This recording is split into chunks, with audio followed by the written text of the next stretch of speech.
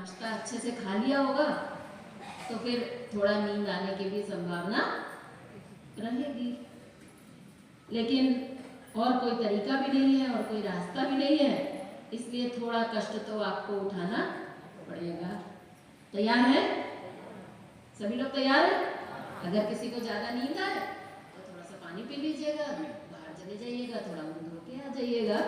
लेकिन मेरा ऐसा मानना है कि अगर आज आपने इस विषय को गंभीरता से समझने की कोशिश की तो ये दिन आपकी जिंदगी में एक सुनहरे अक्षरों में लिखा जा सकता है।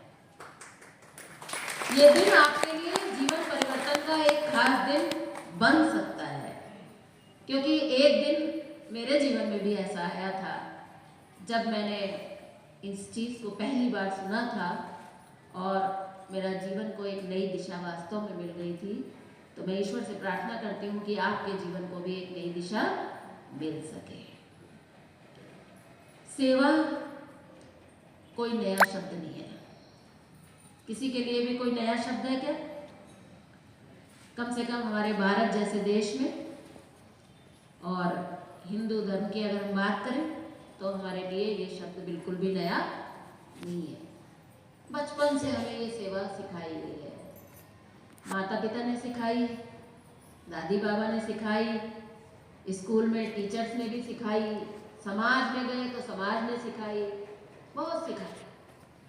और किसी न किसी रूप से जुड़े भी हैं। कहीं ना कहीं कुछ ना कुछ तो सेवा हम सब कर रहे हैं। मैं ऐसा नहीं मानती कि यहाँ पर कोई भी व्यक्ति ऐसा होगा जो कभी कोई सेवा ना करता हो। ऐसा हो ही नहीं सकता, क्योंकि हमारे संस्कार ही ऐसे हैं कि हमें ये दिए ही गए हैं, बाय बर्थ, बाय परिवार से हमें मिले हैं। लेकिन एक बात जरूर कहना चाहूंगी कि सेवा करने पर जो मेवा की बात कही गई थी वो मेवा जीवन में नहीं दिखाई दे रही है। कहा जाता है ना, सेवा करेंगे तो मेवा मिलेगी, मतलब कुछ जीवन में कुछ मिलेगा। लेकिन आज बहुत सेवा करने के बाद भी जीवन में वो परिणाम जो मिलने चाहिए थे वो परिणाम कहीं ना कहीं मिसिंग है। जैसे कि हमने बहुत खाया तो बहुत, लेकिन ताकत नहीं आई ना। जैसे हमने दवाइयाँ तो बहुत खाई लेकिन स्वास्थ्य नहीं आया। जैसे हमने बटोरा तो बहुत बहुत धन इकट्ठा किया, बहुत कपड़ा इकट्ठा किया, बहुत गहना इकट्ठा किया, लेकिन आनंद तो नहीं आया। बहुत बड़ा घर परिवार सब कुछ है लेकिन प्रेम नहीं आया। बहुत पढ़ लिख लिया, बड़े विद्वान हो गए, लेकिन ज्ञान नहीं आया। तो इसका मतलब है कहीं ना कहीं हमारे समझने में भूल है। मैंने आज सवेरे आपसे एक बात कही थी कि ये जो तप सेवा सुमिरन की साधना है ये शास्त्र सम्मत और विज्ञान सम्मत है। तो मैं आज इन्हीं दोनों के आधार पर आपसे जो भी बात करूंगी वो शास्त्र और विज्ञान के आधार पर करूंगी। और इसके वैज्ञानिक पक्ष में मेरी विशेष रुचि है, क्योंकि अध्यात्म की बात ज्यादा करूंगी तो हो सकता है आप में से कुछ कोई कहे कि भाई अध्यात्म तो समझ नहीं आता, या हम तो नास्तिक हैं, पता नहीं क्या आपका आर्गुमेंट हो सकता है, मैं नहीं कह सकती। लेकिन विज्ञान के विषय में किसी को भी कोई भी शंका या कोई किसी तरह का कोई हिचक झिझक कुछ भी नहीं है। विज्ञान सबके लिए ओपन है। सबसे पहले तो मैं आपको ये बताने की कोशिश करूंगी कि मन की साधना अगर आपकी समझ में आ गई, जो कि सेवा की साधना से जुड़ी है, तो उसकी उपलब्धि आपको जो होने वाली है वो उपलब्धि है आनंद की उपलब्धि। मन में क्या रहता है? या तो चिंता रहती है और या आनंद रहता है। जैसे कमरे में या तो अंधेरा रहता है और या रोशनी रहती है। तो ऐसे ही मन में या तो चिंता और तनाव रहता है और या आनंद रहता है। ये तीन चीजें, दो चीजें रहती हैं। आज हम कोशिश करेंगे कि कैसे हम चिंता और तनाव को दूर करके और एक आनंद का स्विच ऑन कर सकें। स्विच ऑन करने के लिए तो देरी होती है ना, अंधेरे को हटाने के लिए।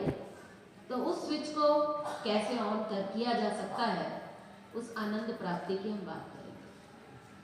आनंद पाने के लिए इंसान जब से पैदा हुआ है तब से लेकर आज तक कोशिश में लगा हुआ है। डॉक्टर साहब ने आपको पहले ही दिन बताया होगा कि इंसान सो के उठने से लेकर अगले दिन सो के उठने तक जो भी कुछ करता है वो इसी आनंद को पाने के लिए करता है।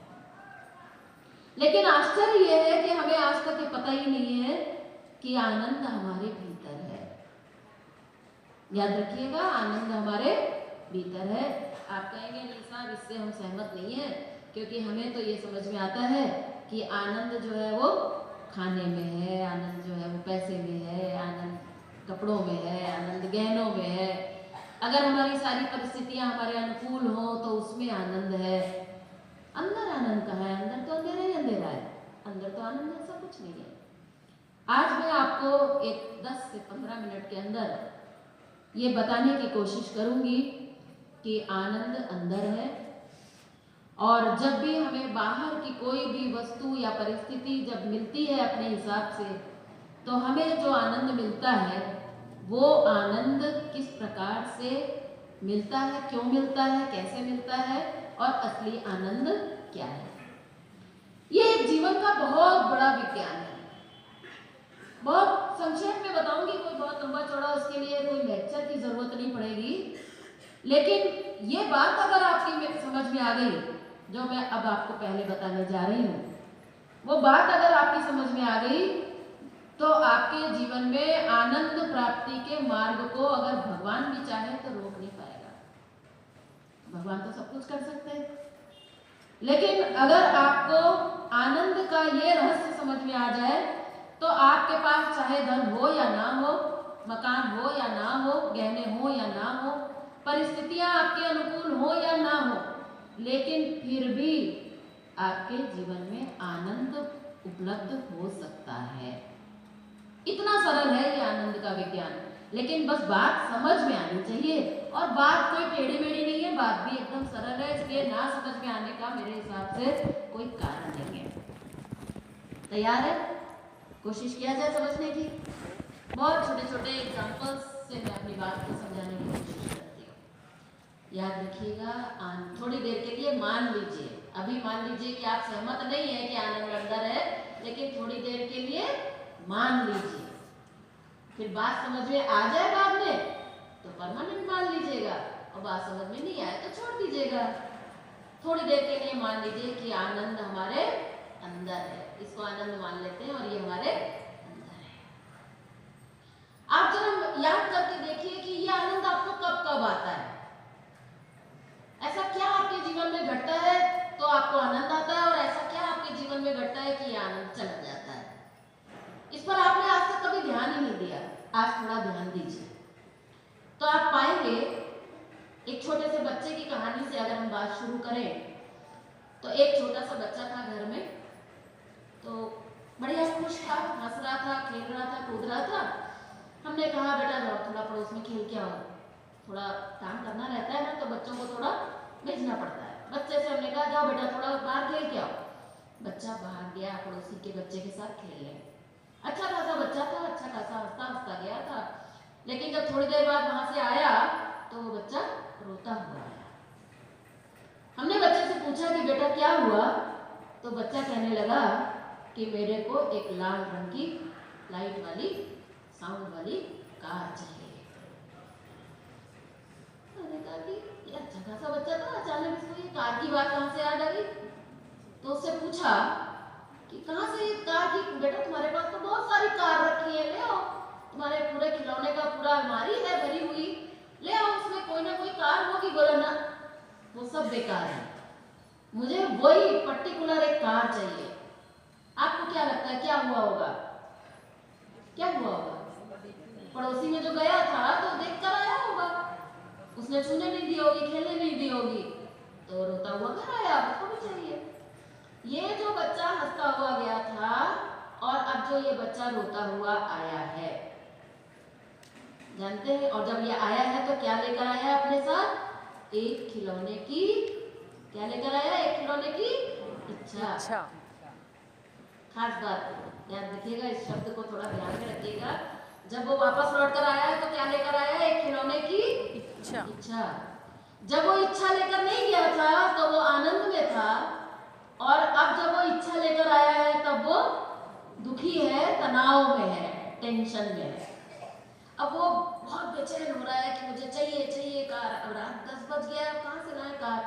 बच्चे को समझा रहे हैं, बेटा सवेरे ले आएंगे। वो सोने को नहीं तैयार हो, खाना खाने को नहीं तैयार हो रहा है। बहुत परेशान हो गए। बच्चे में तो प्राण बसते हैं माता पिता के। गए बेचारे 10 बजे, लेकर आए जैसा उसको चाहिए था वैसा खिलौना लेकर आए। जैसे ही उस बच्चे के हाथ में वो खिलौना आया तो वो बच्चा आनंद से झूमने लगा। बच्चे से हमने पूछा, बेटा अब क्यों इतना झूम रहे हो? तो बोला कार मिल गई। बोले मजा किस चीज में है? तो बच्चा बोला कार में है। ठीक है, बच्चा आया, बहुत आनंद मनाने लगा। अगले ही दिन सवेरे उस कार की एक लाइट टूट गई। अब ये बच्चा फिर से रोने लगा कि मेरी तो कार की लाइट टूट गई। या हो सकता है कि सवेरे पड़ोस के गया हो तो वहां से जब लौटा हो तो ये कार इसने फेंक दी, बोले ये अब बेकार हो गई, अब मुझे कुछ और चाहिए। ये एक छोटी सी घटना है, ये मैंने बच्चे की घटना दी है। ऐसे ही हमारे सबके जीवन की घटनाएं हैं कि हमें कुछ ना कुछ चाहिए रहता है। अभी हमें ये चाहिए, अभी हमें वो चाहिए। याद रखिएगा, ये जो आनंद है ना, ये अगर किसी चीज से ढका है तो उस ढक्कन का नाम है क्या है? इच्छा। इंसान के जीवन में जब भी ये इच्छा आ जाती है, ये कोई जरूरी नहीं है कि कितनी बड़ी इच्छा आएगी। अब बच्चे की इच्छा कितनी बड़ी थी? 100 रुपए का खिलौना आ गया। कोई 100 रुपए कोई बड़ी बात नहीं है, सामने दुकान में मिलता है, कोई बड़ी बात नहीं है। हमारे अंदर इच्छा आ गई कि हमें एक बढ़िया साड़ी चाहिए, हमारे अंदर इच्छा आ गई कि हमें गहना बनवाना है, हमारे अंदर इच्छा आ गई कि हमें कार लेनी है, हमारे अंदर इच्छा है कि हमें मकान बनवाना है। अब जब भी ये कोई भी इच्छा हमारे अंदर रहेगी तो ये आनंद स्विच ऑफ है अभी। और जब भी ये स्विच ऑफ रहेगा तो इंसान कभी भी शांति से नहीं रह सकता, तनाव में रहेगा, चिंता में रहेगा। जानते हैं क्यों? क्योंकि ये चिंता और तनाव ये सब अंधकार है। ये आनंद जब भी ढकेगा, जब आनंद ढकेगा तो बदले में क्या आएगा? अभी मैंने आपको बताया कि आनंद जब भी ढकेगा, आनंद जब भी भाग जाएगा तो बदले में क्या आएगा? चिंता और तनाव। तो अगर ये याद रखिएगा कि अगर कोई व्यक्ति रो रहा है, अगर ये बच्चा रो रहा है, तो ये कभी भी खिलौने के लिए नहीं रो रहा है। ये इसलिए रो रहा है क्योंकि इसका आनंद का बटन दब गया है।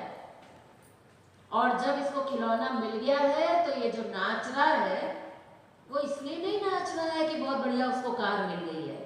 वो इसलिए नाच रहा है क्योंकि अब उसका ये ढक्कन हट गया है। ये इसकी वजह से नाच रहा है, ये उसकी वजह से नहीं नाच रहा है। अगर कार में इतना आनंद होता कि ये बच्चा अगर नाच सकता है तो इसका मतलब कार में आनंद है।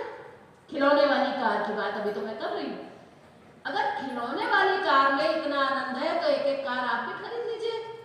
अब वो वाली कार तो बड़ी महंगी मिलती है, पता नहीं इस साल आ पाए कि ना आ पाए, लेकिन वो कार तो आज ही आ सकती है, ले लीजिए।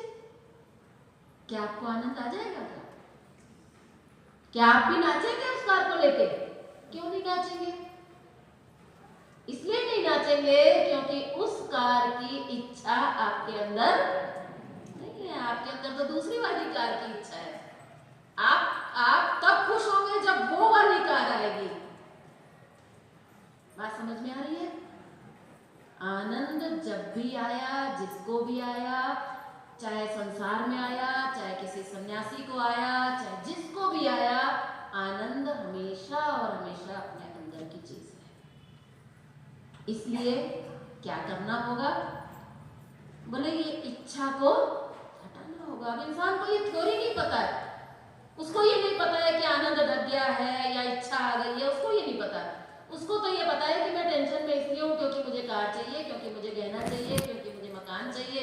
तो वो उसके लिए मेहनत कर रहा है, रात और दिन मेहनत कर लिया, चलो 2 साल में एक कार आ गई। जिनके जिनके पास भी यहाँ कार है, सभी के पास होती है आजकल, तो मैक्सिमम लोगों के पास आपके घरों में कार होगी। अब जिनके जिनके घर में कार है उनको क्या अब ये सेवा के सिद्धांत सुनने की जरूरत है या नहीं? या वो आनंद में है क्या वो आनंद में? वो एक भी व्यक्ति या हाथ खड़ा करके क्या कह सकता है कि मैं कार आ गई है इसलिए अब मैं आनंद में हूँ? जिस दिन कार आएगी उस दिन रहेंगे। 1 महीने महीना 2 महीना रहेंगे, 6 महीना रह सकते हैं, ज़्यादा से ज़्यादा 1 साल हो सकता है रह जाए।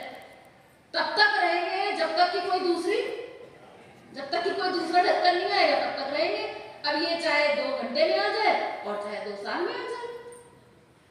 आनंद का संबंध केवल अंदर से है। जब तक ये आनंद ढका नहीं रहेगा तब तक हम मौज में हैं, और जैसे ही ये ढक्कन लग जाएगा वैसे ही हम तनाव में रहेंगे। इसलिए अगर आप आनंद, मौज और मस्ती पाना चाहते हैं अपने जीवन में, उस आनंद को प्रकट करना चाहते हैं जो आपका जन्मसिद्ध अधिकार है, जो परमात्मा ने आपको भरपूर दे रखा है। आनंद हमारे भीतर ही है। आज इतिहास गवाह है, अध्यात्म प्रमाण करता है कि जिसने भी आनंद को पाया है वो कहीं बाहर से पाया है क्या? कोई एक व्यक्ति आप ऐसा बता सकते हैं जिसने बाहर से बटोर कर, बाहर से इकट्ठा कर करके आनंद पा लिया हो, ऐसा कोई आनंद से ना छुटा हो? ऐसा एक भी एग्जाम्पल इतिहास में देखने को मिलता है क्या? आपको क्या लगता है कि आज अंबानी, अडानी ये सब क्या बहुत हैप्पीएस्ट पर्सन है क्या? हैप्पीएस्ट पर्सन नहीं है। हो सकता है रात को नींद की गोली खाकर सोते हो, आपको पता नहीं होगा। आपको तो लग रहा है कि काश हम भी अगर अंबानी जैसे हो जाए तो हमारे जीवन में तो बस कोई कमी ही नहीं रहेगी, लेकिन ऐसा है नहीं, क्योंकि आनंद कभी भी बाहर की वस्तु नहीं है। इसलिए अगर आपको आनंद पाना है तो उसका केवल एक तरीका हो सकता है, और वो तरीका है अपनी इच्छाओं को कम करना। अगर अभी 10 आती है, अगर 10 की जगह 5 आने लग जाए तो क्या होगा? थोड़ा ये ज्यादा समय तक हमारे साथ रहेगा, खुला रहेगा। अब आप कहेंगे कि बस सारी समस्या तो यहीं पर है, ये आपने कौन सी नई बात बता दी? ये तो सारी दुनिया जानती है कि इच्छाएं कम रहे तो इंसान मौज में रह सकता है। मैंने कौन सी नई बात बताई? लेकिन अब जो मैं बताने जा रही हूँ वो नई बात है। मैं जब बहुत छोटी थी तो मेरा बड़ा सौभाग्य था कि मैं एक ऐसे परिवार से थी जहाँ अध्यात्म की रुचि थी। बड़े बड़े संतों का आगमन हमारे परिवार में होता था। बहुत बड़े बड़े रिनाम संत जो हमारे देश में हुए हैं वो हमारे परिवार में, हमारे नाना जी के घर पे आते थे। तो बहुत संतों का साथ बचपन से मिला, और ईश्वर की कृपा कहें, पुराने संस्कार कहें, जो भी हो, कि मैं जब बहुत छोटी थी, जब किसी भी संत को सत्संग में सुनने के लिए जाती थी अपनी माता जी के साथ, अपने नानी जी के साथ, तो मैं बहुत ध्यान से सुनती थी। मेरी उम्र तो ज़्यादा नहीं थी, लेकिन मैं हर प्रवचन को बहुत ध्यान से सुनकर उसमें से कुछ निकालने की कोशिश करती थी। मुझे याद है मैं 7-8 साल की थी, तब की भी घटनाएं मुझे याद है। तो मैं कोशिश करती थी कि इन्होंने क्या बोला। तो मुझे अनेक बार ऐसा याद है कि मैंने प्रवचन का सार ये निकाला कि आज गुरु जी ने यही समझाया है कि इंसान को इच्छाएं कम करनी चाहिए। तो मैं थोड़ा सीरियस थी, तो मैंने बहुत बार चिंतन मनन किया कि ठीक बात तो है, थोड़ा इच्छाएं तो कम करनी चाहिए। हालांकि उन्होंने इस तरह से पूरा समझाया नहीं था, उन्होंने तो बस एक जनरल कहा था कि इंसान को इच्छाएं कम करनी चाहिए। उन्होंने ये पूरा विज्ञान नहीं उसका बताया था। तो मुझे एक बार की घटना याद है, मैंने पूरी रात उनके प्रवचन को बहुत चिंतन किया, बड़ा मनन किया, और अपने आप को तैयार किया कि मैं आज से अपनी इच्छाओं को एकदम कम कर दूंगी। ठीक है, मुझे ये भी नहीं चाहिए, मुझे वो भी नहीं चाहिए, मैं अपनी इच्छाओं को वापस ले लूंगी, और क्योंकि मुझे तो आनंद पाना है, वस्तुएं लेकर क्या करेंगे, ठीक है इससे भी काम चल रहा है, उससे भी काम चल रहा है। तो मैंने रात भर चिंतन मनन किया कि कल सुबह से इच्छाएं एकदम कम।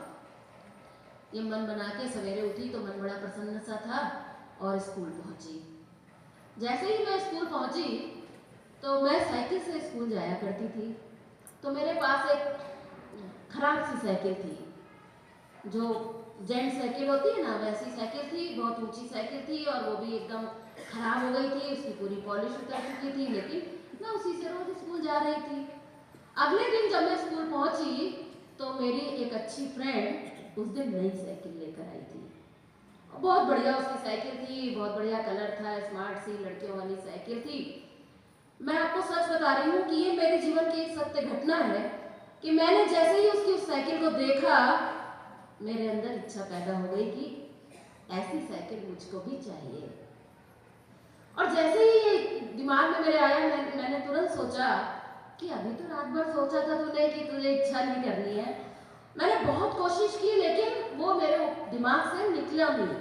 मैं घर आने पर भी बहुत तनाव में रही और जब साइकिल से घर तक गई तो रास्ते में मुझे उस साइकिल में सारे दोस्त दिखाई दिए कि मेरी साइकिल में ये प्रॉब्लम है, वो प्रॉब्लम है। उससे मैं रोज जाती थी, वो प्रॉब्लम दिखाई नहीं दी थी, लेकिन आज मुझे सारी प्रॉब्लम दिखाई दी। और घर जाते ही मैंने अपनी मम्मी को बोला कि मुझे नई साइकिल चाहिए। कहने का मेरा मतलब ये है कि आज हम सबको पता है कि इच्छाएं कम करनी चाहिए, लेकिन होती तो नहीं है, होती तो नहीं है। किसी का बढ़िया साड़ी देखी तो लगता है हाँ ऐसी साड़ी होनी चाहिए अपने पास भी। किसी का सुंदर गहना देखा तो लगता है डिजाइन याद कर लो कि ऐसे बनवाएंगे। किसी का मकान देखते हैं तो हमें लगता है कि अरे हमने तो कुछ बनवाया ही नहीं अभी तक। किसी की गाड़ी देखते हैं तो हमें ऐसा लगता है कि अरे हम तो अभी तक किराए के उस पर चल रहे हैं, रिक्शे पे चल रहे हैं, एक गाड़ी तो कम से कम होनी ही चाहिए। अगर मैं ये कहूँ कि हमारे पास सब संसाधन है, फिर भी क्या किसी भी व्यक्ति के लिए ये संभव है कि वो अपनी सारी इच्छाओं को पूरा कर ले जाए? क्या ये संभव है? आपको जानकर आश्चर्य होगा कि अंबानी जी के लिए भी ये संभव नहीं है कि वो सब कुछ कर लें। क्यों? क्योंकि आपको पता होगा कि उनका जो बेटा है वो बेटा बीमार है। पता है कि नहीं पता है? क्या नाम है उसका? अभी शादी हुई है, अनंत अंबानी। बीमार है, उसको कोई बहुत बड़ी बीमारी है जिसका पूरी दुनिया में अंबानी के पास किस चीज की कमी है, लेकिन फिर भी वो इलाज नहीं हो पा रहा है। यानी कि सारी इच्छाएं तो किसी की भी पूरी नहीं हो सकती, और जब भी इच्छाएं पूरी नहीं होंगी तो बदले में तनाव आएगा। और मैंने अभी आपसे कहा है कि आपके जीवन में वो आनंद आ सकता है कि बाहर आपके पास कुछ ना भी हो तो भी आपके जीवन में आनंद ही आनंद हो।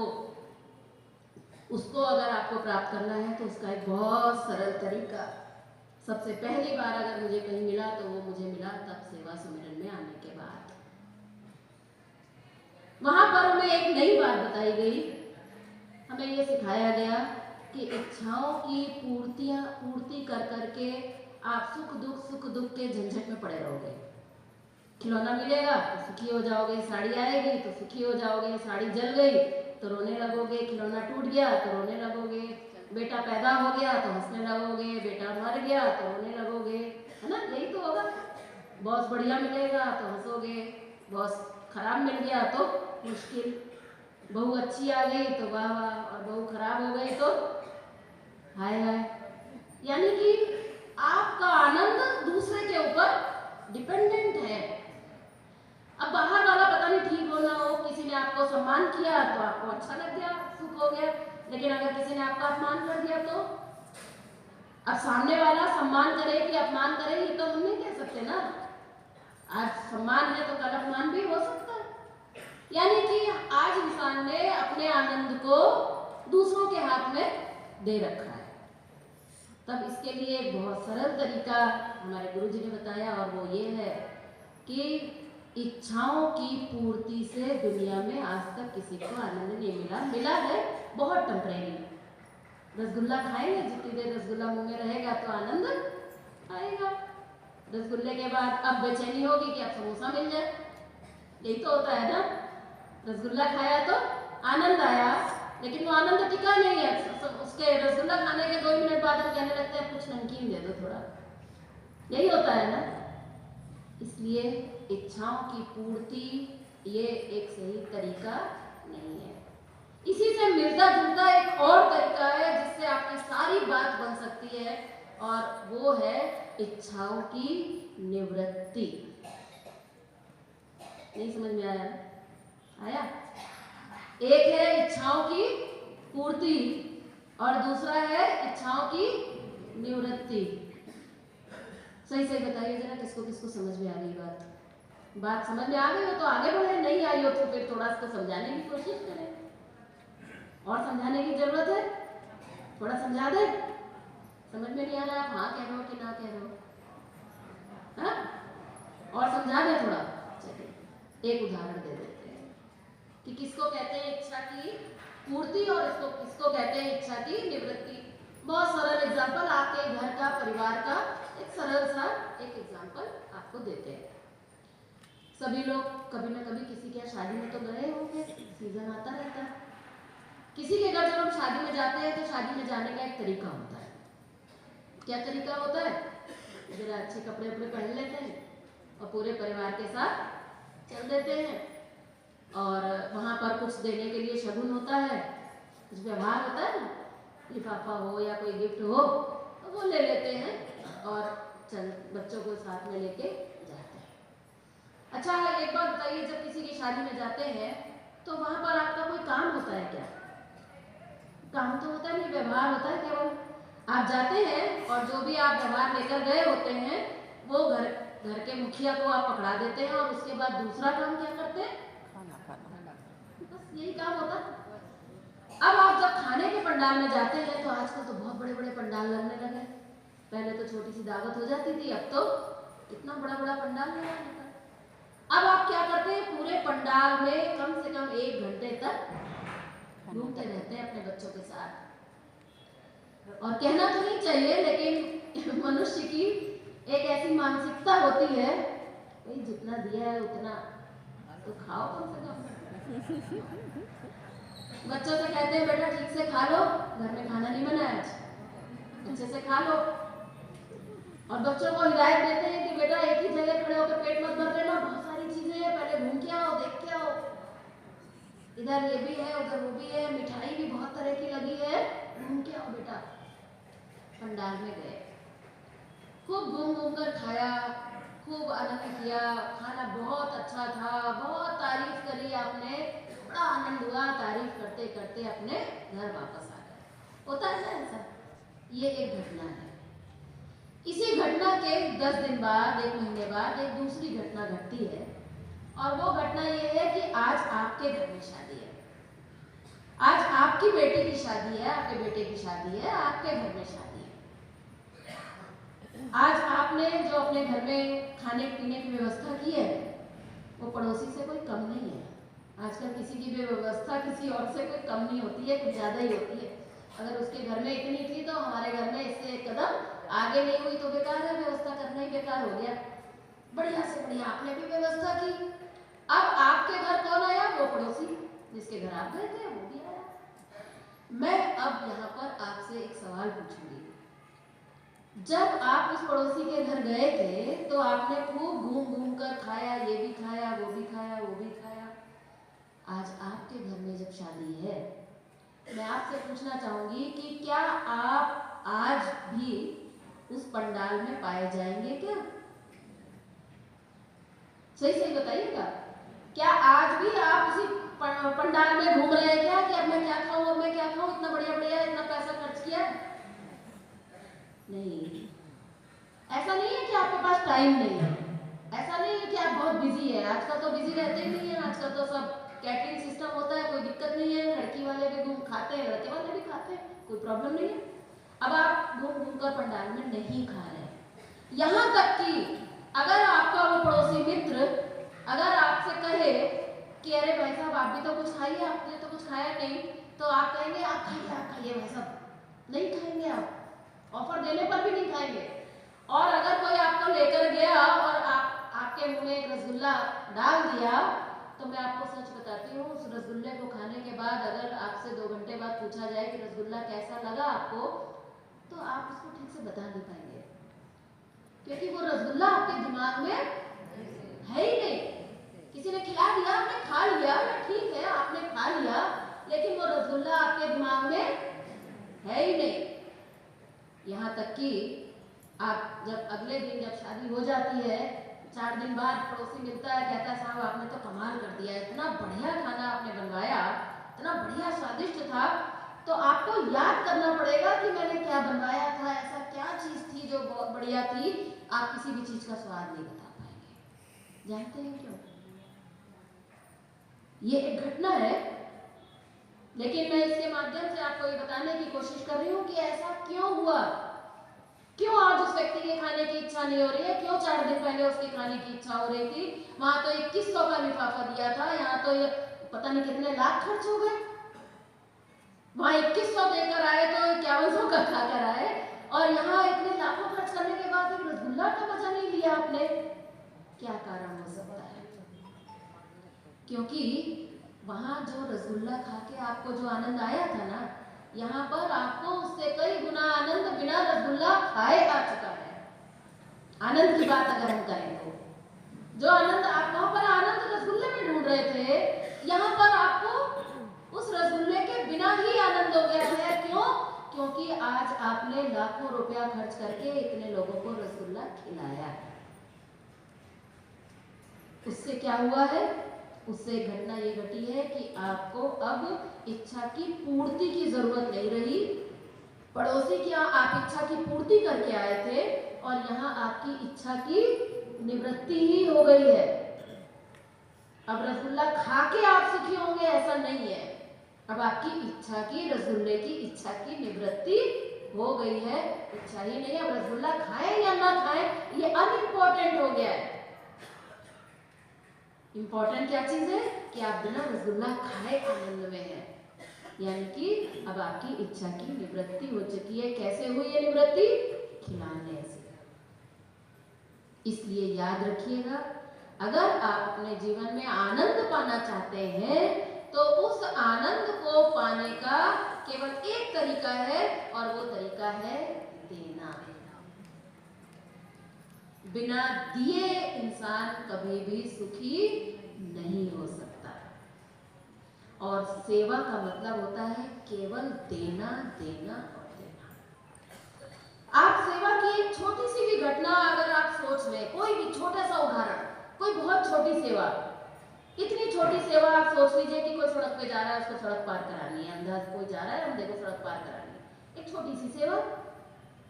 लेकिन कोई भी छोटी से छोटी या बड़ी से बड़ी कोई बहुत बड़ी सेवा आप सोच लीजिए, आपने कहीं पे करोड़ों का दान दे दिया, कोई बहुत बड़ी आपने कोई मंदिर बनवा दिया, धर्मशाला बनवा दी, कोई बहुत बड़ी आपने कोई सेवा कर दी। दोनों सेवा के अंदर केवल दो बात खास है। पहली खास बात यह है कि सेवा का जब भी हम कोई भी काम करते हैं तो उसमें हम किसी ना किसी को कुछ ना कुछ सुख देते हैं। बिना किसी को सुख दिए कोई सेवा नहीं होती। कोई भी आप सेवा सोच के देखिए, उसमें आप क्या कर रहे होंगे? किसी को आप सुखी कर रहे होंगे। आपने किसी को सड़क पार कराई तो एक अंधे को सुखी किया, आपने किसी को खाना खिलाया तो उसको हमने सुखी किया। ऐसा सेवा का कोई काम नहीं है जिसमें सामने वाले को सुख ना मिलता हो। और दूसरी बात यह है कि सेवा का ऐसा कोई भी उदाहरण मिलना संभव नहीं है जिसमें हमें सेवा करने में कुछ ना कुछ कष्ट ना उठाना पड़ता हो। बिना कष्ट उठाए कोई भी सेवा कर पाना संभव। किसी को सड़क भी पार करानी है तो कुछ तो कष्ट लगेगा ना। हाथ पकड़ो, उसको सड़क तक लेके जाओ, तो कुछ तो आप अपना काम कर रहे थे, काम छोड़ के आपने दूसरे को सड़क पार कराई, तो क्या हुआ? कष्ट उठाया। यहाँ पर विज्ञान की बड़ी खास बात है। यहाँ पर विज्ञान इस प्रकार से लागू किया गया है कि वो विज्ञान अगर आपकी समझ में आ जाए तो मैंने जो कहा था कि भगवान भी अगर चाहे कि हमें दुखी कर दे तो शायद नहीं कर पाएगा। शायद इसलिए कह रही हूँ क्योंकि भगवान का मामला है। ठीक है ना? तो वहां पर वो क्या बात है? विज्ञान का एक नियम है जिसको हम कहते हैं क्रिया और प्रतिक्रिया का नियम, एक्शन और। विज्ञान के विद्यार्थी जानते हैं, न्यूटन का थर्ड लॉ है, और विज्ञान के विद्यार्थी जो नहीं है वो भी जानते हैं इस नियम को। सब जानते हैं कि दीवार पर अगर एक बॉल खींच के अगर मारो तो वो बॉल वापस हमारे ही हाथ में आती है। ये नियम क्या कहता है? ये नियम ये कहता है कि जो चीज तुम फेंकोगे वो चीज लौट कर आएगी, जो चीज तुम खींचोगे वो चीज तुमसे दूर जाएगी। ठीक बात है? इसलिए अगर आप सुखी होना चाहते हैं, यहाँ पे कोई ऐसा तो नहीं बैठा है ना जो दुखी होना चाहता हो। हाँ, क्योंकि इतिहास में एक उदाहरण उसका भी है ना? किसने मांगा था भगवान से दुख? कुंती ने मांगा था। इसलिए ऐसा नहीं है कि हो सकता है कोई सभा में कोई परम भक्त बैठा हो कहे नहीं साहब हमें तो दुख चाहिए, हम लोग तो सब नॉर्मल हैं। ठीक है ना?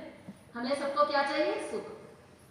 मैं आप सभी लोगों से एक सवाल पूछना चाहूंगी कि बस ईमानदारी से बताइएगा कि बचपन से आज तक हम सबको सुख चाहिए था, तो ईमानदारी से बताइए कि आपने सुख को फेंका या आपने सुख को बटोरा? क्या किया? आपको सुख मिला तो आपको सुख चाहिए था तो आपने सुख को पाने के लिए क्या किया? सुख को फेंका या सुख को बटोरा? बटोरा ना। खाने से सुख मिलता है तो सबसे पहले मुझे मिल जाए और सबसे ज्यादा मुझे मिल जाए, यही तो करते हैं हम। अगर हमें पता चल जाए कि आज जूस कम पड़ सकता है तो हम सोचेंगे कि जल्दी करो, ये तो खत्म होने वाला है, पहले हमें मिल जाना चाहिए, बाकी का हमें नहीं पता। ठीक है ना? सुख मिलता है तो हमने सुख को खींचने की कोशिश की, भाई मेरी तरफ पहले आ जाओ। कपड़ों से सुख मिलता है तो मेरे पास आओ, पैसे से सुख मिलता है तो मेरे पास आओ, किसी व्यक्ति से हमें सुख मिलता है तो आसक्ति, मेरे पास आओ। और विज्ञान का नियम ये कहता है कि जितना आप खींचोगे उतना ही आपसे दूर जाएगा। ये विज्ञान की बात कर रही हूँ, याद रखिएगा।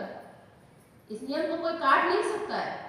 अगर आपने सुख पाने के लिए, अगर आपने सुख को बटोरने की कोशिश की है तो ये निश्चित है कि सुख आपके जीवन से भाग गया होगा।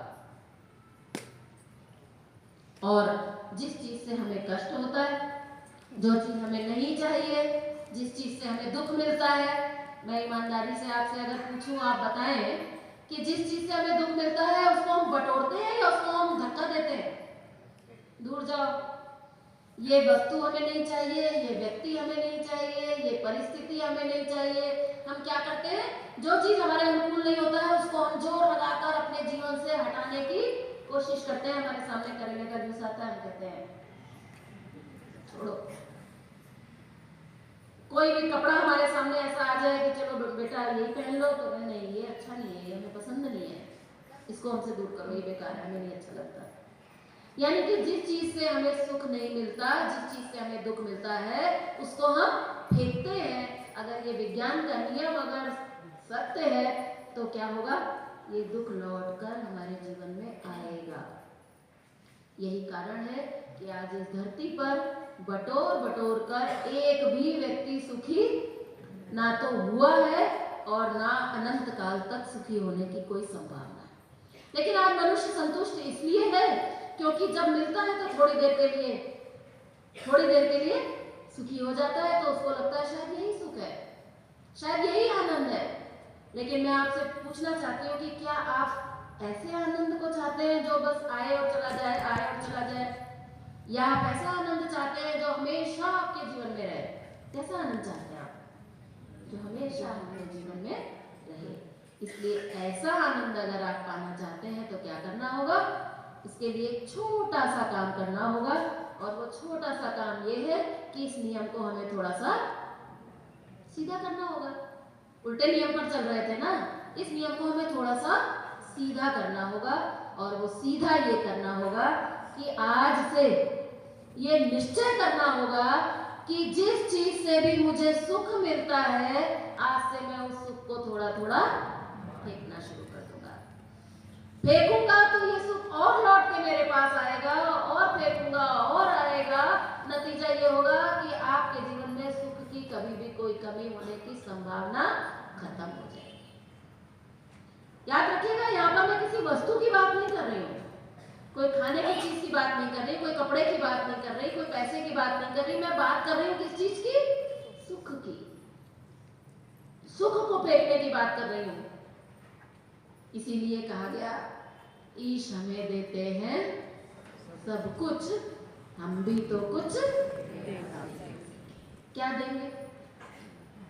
देना क्या है? तो बोले जो कुछ हमें मिला है, जो कुछ हमें मिला है प्रभु से, उसका वितरण करना सीखे, उसको थोड़ा देना सीखे। और मैं आपको इस मामले में तो मैं कह सकती हूँ कि मैं कसम खा के कह सकती हूँ कि ये नियम कभी भी हमारे जीवन में फेल नहीं हो सकता। मैं 40 साल से इस नियम को अपने जीवन में प्रयोग कर रही हूँ, और पूरे दावे के साथ, पूरे प्रमाण के साथ आपसे कह सकती हूँ कि ये बात अगर इतनी सी भी आपके समझ में आ गई तो कहां से, किस रूप में आपके जीवन में सुख बरसने लग जाएगा। जिस सुख के लिए आप रात दिन परेशान थे, आपकी नींद उड़ी हुई थी, कितना मेहनत कर रहे थे, इतना परिश्रम कर रहे थे जिस सुख को पाने के लिए, वो सुख घर बैठे शांतिपूर्ण तरीके से अपने आप बिना किसी परिश्रम के, बिना किसी के आगे हाथ फैलाए, वो सुख हमारे जीवन में आ सकता है। क्या करना होगा? करना ये होगा कि थोड़ा दुख उठाने के लिए हम तैयार हो जाए। थोड़ा दुख उठाएंगे, थोड़ा दुख भाग जाएगा, फिर थोड़ा दुख उठाएंगे, बाकी का थोड़ा भाग जाएगा। धीरे धीरे हम अपने जीवन में थोड़ा थोड़ा दुख उठाने की आदत डालें और थोड़ा थोड़ा सुख को हम फेंकने की आदत डालें। दुख को अपनाने का नाम है तप और सुख को फेंकने का नाम है सेवा। दुख अपनाने का नाम है तप। तप में क्या होता है? थोड़ा दुख उठाना पड़ता है ना।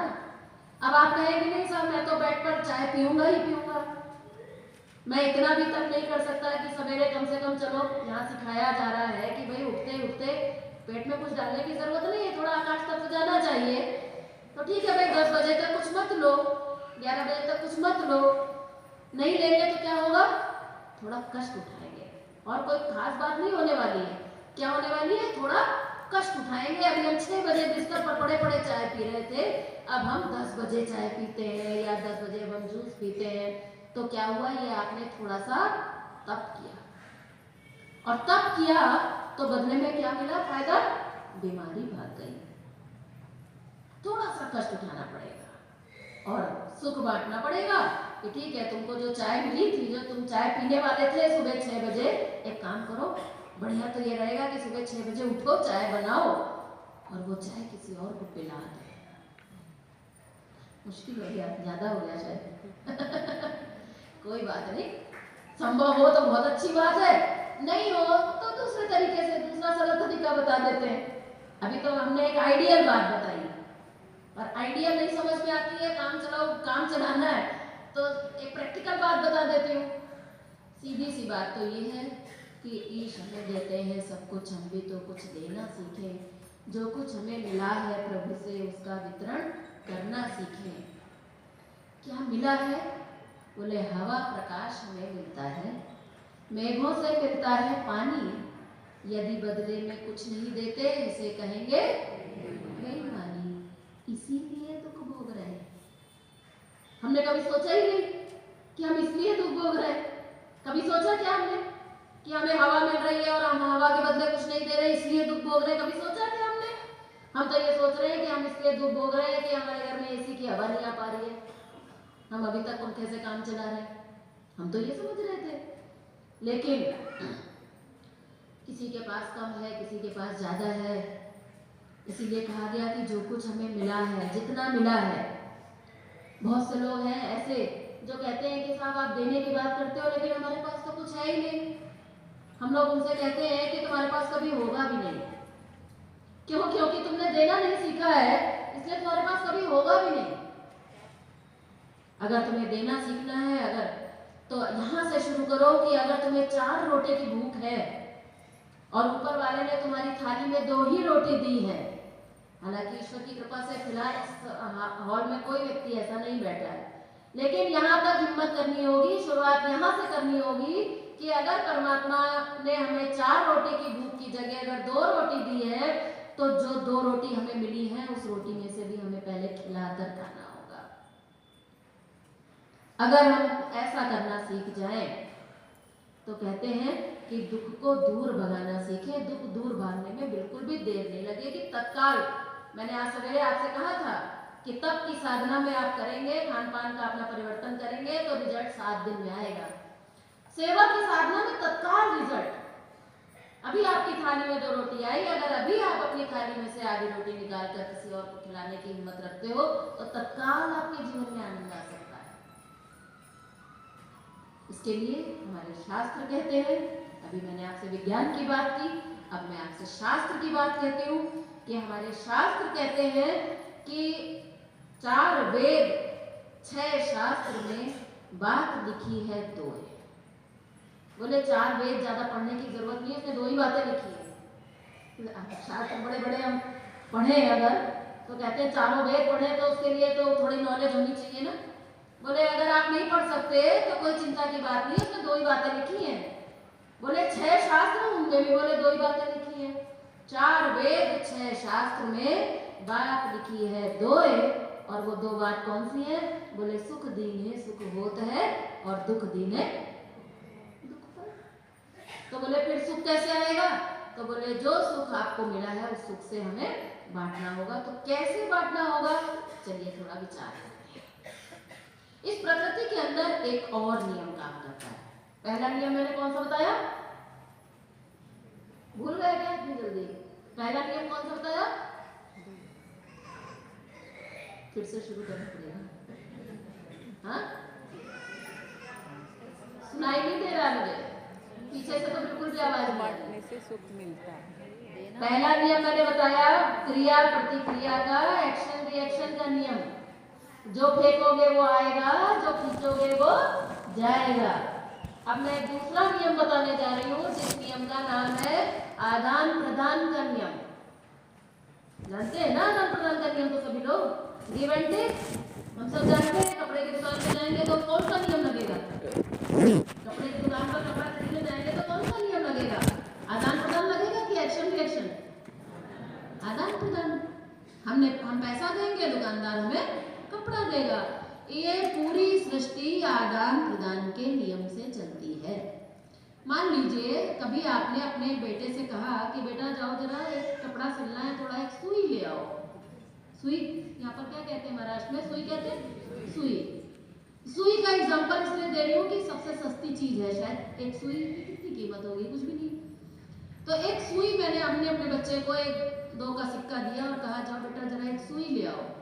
थोड़ी देर बाद बच्चा सुई लेने गया था, लौट कर आया तो सुई ले आया, तो हमने सुई ले ली। उस बच्चे ने 2 का सिक्का भी वापस कर दिया। तुरंत माँ चौंक गई, बोली कि क्या हुआ बेटा, सुई लाए तो क्या सुई का पैसा नहीं दिया क्या? तो बच्चे ने कहा कि अरे माँ दुकान पर बहुत भीड़ थी, दुकानदार बहुत बिजी था और ये सुई जो थी वो काउंटर पे ही रखी थी, काउंटर पे ही डिब्बी थी, उसमें सुई रखी थी, तो मैं एक सुई ले आया। माँ क्या इतनी सी चीज के लिए क्या, दुकानदार बहुत बिजी था, मैं ले आया। तो आप लोग अगर माँ होंगी तो क्या करेंगे? बढ़िया है, चलो ठीक है। आप क्या कहेंगे? नहीं बेटा ये गलत बात है, आप सुई का कीमत अदा करके आओ, और अगर तुमने सुई की कीमत अदा नहीं की तो तुम क्या कहलाओगे? चोर। सोचिए, इस सृष्टि के अंदर, इस समाज के अंदर ये आदान प्रदान का नियम ऐसा चल रहा है, जहां एक सुई की भी कीमत अगर आपने अदा नहीं की तो आप चोर कहलाते हैं। तो आपको क्या लग रहा है कि इतनी बड़ी ये सृष्टि जो उन्हें परमात्मा ने बनाई है, इतना बड़ा जो ब्रह्मांड और ये प्रकृति जो परमात्मा ने बनाई है, ये क्या बिना नियम के चल रही होगी क्या? यहाँ पर सागर अपना पानी देता है तो बादल बनते हैं, बादल अपना पानी देते हैं तो वर्षा होती है, वर्षा होती है तो उस वर्षा के पानी को पीने वाली होती धरती। धरती उस पानी को पीने के बाद सो नहीं जाती है, धरती उस पानी को पीने के बाद कई गुना उसके बदले में, आदान के बदले में प्रदान करती है। कितनी फसल पैदा होती है, और जब ये फसल पैदा होती है तो इसको खाने वाला कौन होता है? इंसान। और इंसान इस फसल को खाने के बाद क्या करता है? सो जाता है। याद रखिएगा, इस पूरे ब्रह्मांड में अगर कोई दुखी है तो वो केवल और केवल कौन है? एक वृक्ष भी ऐसा नहीं करता। एक वृक्ष को भी अगर आप पत्थर भी मारोगे तो बदले में फल देता है। आदान किया आपने, जो भी आपने दिया, आपके पास जो था आपने वो दिया। आपके पास पत्थर था तो आपने एक पेड़ को पत्थर दिया, तो उसके पास जो था उसने बदले में वो दिया, क्योंकि आदान प्रदान का नियम है। उसका परिणाम ये है कि आज पेड़ जो है वो फलों से लगा हुआ है, और हमारे जीवन में हम अपना सर पकड़ के बैठे हैं। हमारे जीवन में पत्थर ही पत्थर की मार है, हम दुखी हैं। इसलिए प्रकृति को अगर आपको समझना है, हम लोग जब छोटे थे तो एक गेम खेलते थे। 5-7 बच्चे गोला बनाकर बैठते थे और एक संगीत बजता था और एक बॉल होती थी। जब तक संगीत बजे तो ये बॉल पास करते रहो, और जैसे ही संगीत बंद होगा तो जिसके हाथ में बॉल पाई जाएगी वो कौन होगा? विनर या आउट? आपके यहाँ विनर होता है कि आउट होता है? हमारे यहाँ तो आउट हो जाता है भाई। जानते क्यों आउट होता है? वो आउट इसलिए होता है क्योंकि उसके ऊपर ये आरोप है कि तुम्हें जो दिया गया था उसको तुमने आगे देने में 1 सेकंड की देरी कर दी, 1 सेकंड की केवल देरी कर दी। देना तो तुम चाहते थे, लेकिन तुमने देने में थोड़ा सा हाथ को खींच लिया, देने में देर कर दी, तो नतीजा ये कि अब आप गेम से बाहर। अब जो गेम से बाहर हो जाता है बच्चा, उसका मुंह देखा है कभी? उदास हो जाता है। आज हम सब कौन है पता है? नेचर के साइकिल के साथ जब तक आप चल रहे हैं, आदान प्रदान का नियम जब तक हम इस सृष्टि के साथ पालन करते हैं, तब तक हम गेम में हैं, नेचर के गेम के अंदर है, वो साइकिल के अंदर है। और जब तक गेम के साइकिल के अंदर हम होते हैं, तब तक आनंद ही आनंद रहता है। गेम खेलते हैं तो आनंद आता है ना। और जैसे ही हम चीटिंग करते हैं, जैसे ही हम देना नहीं चाहते हैं, जैसे ही हम जो मिलता है उसको बटोर के रख लेते हैं, आगे पास नहीं करना चाहते हैं, तो हमें उस प्रकृति वहां से निकाल कर बाहर फेंक देती है। तो हम सब क्या है? गेम से आउट हुए और गुस्से में फेंके गए हैं। खाली आउट, नॉर्मल आउट नहीं हुए। हम खेल में बेईमानी कर रहे थे, कोई कोई बच्चे बेईमानी करते हैं ना, तो उनको बड़े घृणा से उनको बाहर फेंकना पड़ता है कि भाई इसको पहले बाहर निकालो, गेम तभी आगे बढ़ पाएगा। तो हम सब लोग जबरदस्ती नेचर के द्वारा फेंके गए। कैसे? क्या प्रमाण है? प्रमाण ये है कि नेचर में कोई अभाव नहीं है, हमारे जीवन में अभाव है। नेचर में आनंद है, हमारे जीवन में आनंद जा चुका है। नेचर में कोई बीमार नहीं है, हमारी बीमारियों की कोई सीमा नहीं है। नेचर में इतना आनंद है कि उसके पास जाओ तो बीमार आदमी स्वस्थ हो जाता है। नेचर में इतना आनंद है कि आप उसके पास जाइए तो आपका तनाव दूर हो जाता है। आप कभी बहुत तनाव में हो तो कभी किसी नदी के पास जाकर बैठिएगा, आपका तनाव दूर हो जाता है। किसी पेड़ की शीतल छाया के नीचे बैठिएगा, आप देखिएगा थोड़ी देर के लिए आपका तनाव भाग जाएगा। और हमारे आनंद की ऐसी हालत है कि कोई अगर हमारे पास आके बैठ जाए तो हम रो रहे होते हैं, साथ में वो भी रोने लगता है। वो भी बेचारा हमारे दुख से रोने लगता है कि अरे तुमको इतना कष्ट है, तो वो भी रोता है, हम भी रोते हैं। इसलिए अगर आप चाहते हैं कि नेचर के साइकिल के साथ में आप रहें और आनंद मनाएं, आपके जीवन में कोई अभाव ना हो, आपके जीवन में आनंद ही आनंद हो, तो हमें देने की साधना को सीखना पड़ेगा। कैसे देना है, आइए समझने की कोशिश करते हैं। सबसे पहली बात रामचरितमानस की उठाऊंगी। रामचरितमानस में एक बहुत सुंदर चौपाई आती है। केवल ये चौपाई अगर हमारी समझ में आ जाए, केवल एक चौपाई, तो समझ लीजिए हमारी सेवा की साधना बन जाएगी, हमारा जीवन आनंदित हो जाएगा। जानते हैं कौन सी है वो चौपाई? कहते हैं, तुम्हि निवेदित भोजन करही, प्रभु प्रसाद पट भूषण धरही। पढ़िए कभी कि नहीं? किसने किसने आज तक कभी रामचरितमानस पढ़ी ही नहीं है? कितने लोग हैं? होंगे बहुत, मुझे पता ही है। कभी पढ़ी ही नहीं है, क्योंकि हमें पता ही नहीं है कि उसमें कुछ हमारे जीवन जीने की शैली दी गई है। आपको जानकर आश्चर्य होगा कि रामचरितमानस ये कोई रिलीजियस किताब नहीं है, बल्कि ये बुक ऑफ साइंस है। इसके अंदर पूरा जीवन का विज्ञान भरा पड़ा है, केवल खोज कर निकालने की बात है। जैसे समुद्र के अंदर अपार रत्न भरे हुए हैं, लेकिन वहां से निकालने की जरूरत है, वरना तो हम यही समझते हैं कि समुद्र का मतलब है कि जाओ थोड़ा एंजॉय करके आओ, थोड़ा घूम फिर के आओ। हमें ये पता ही नहीं है कि उसके अंदर बड़े अनमोल रत्न छिपे हुए हैं। ऐसे ही रामचरितमानस है।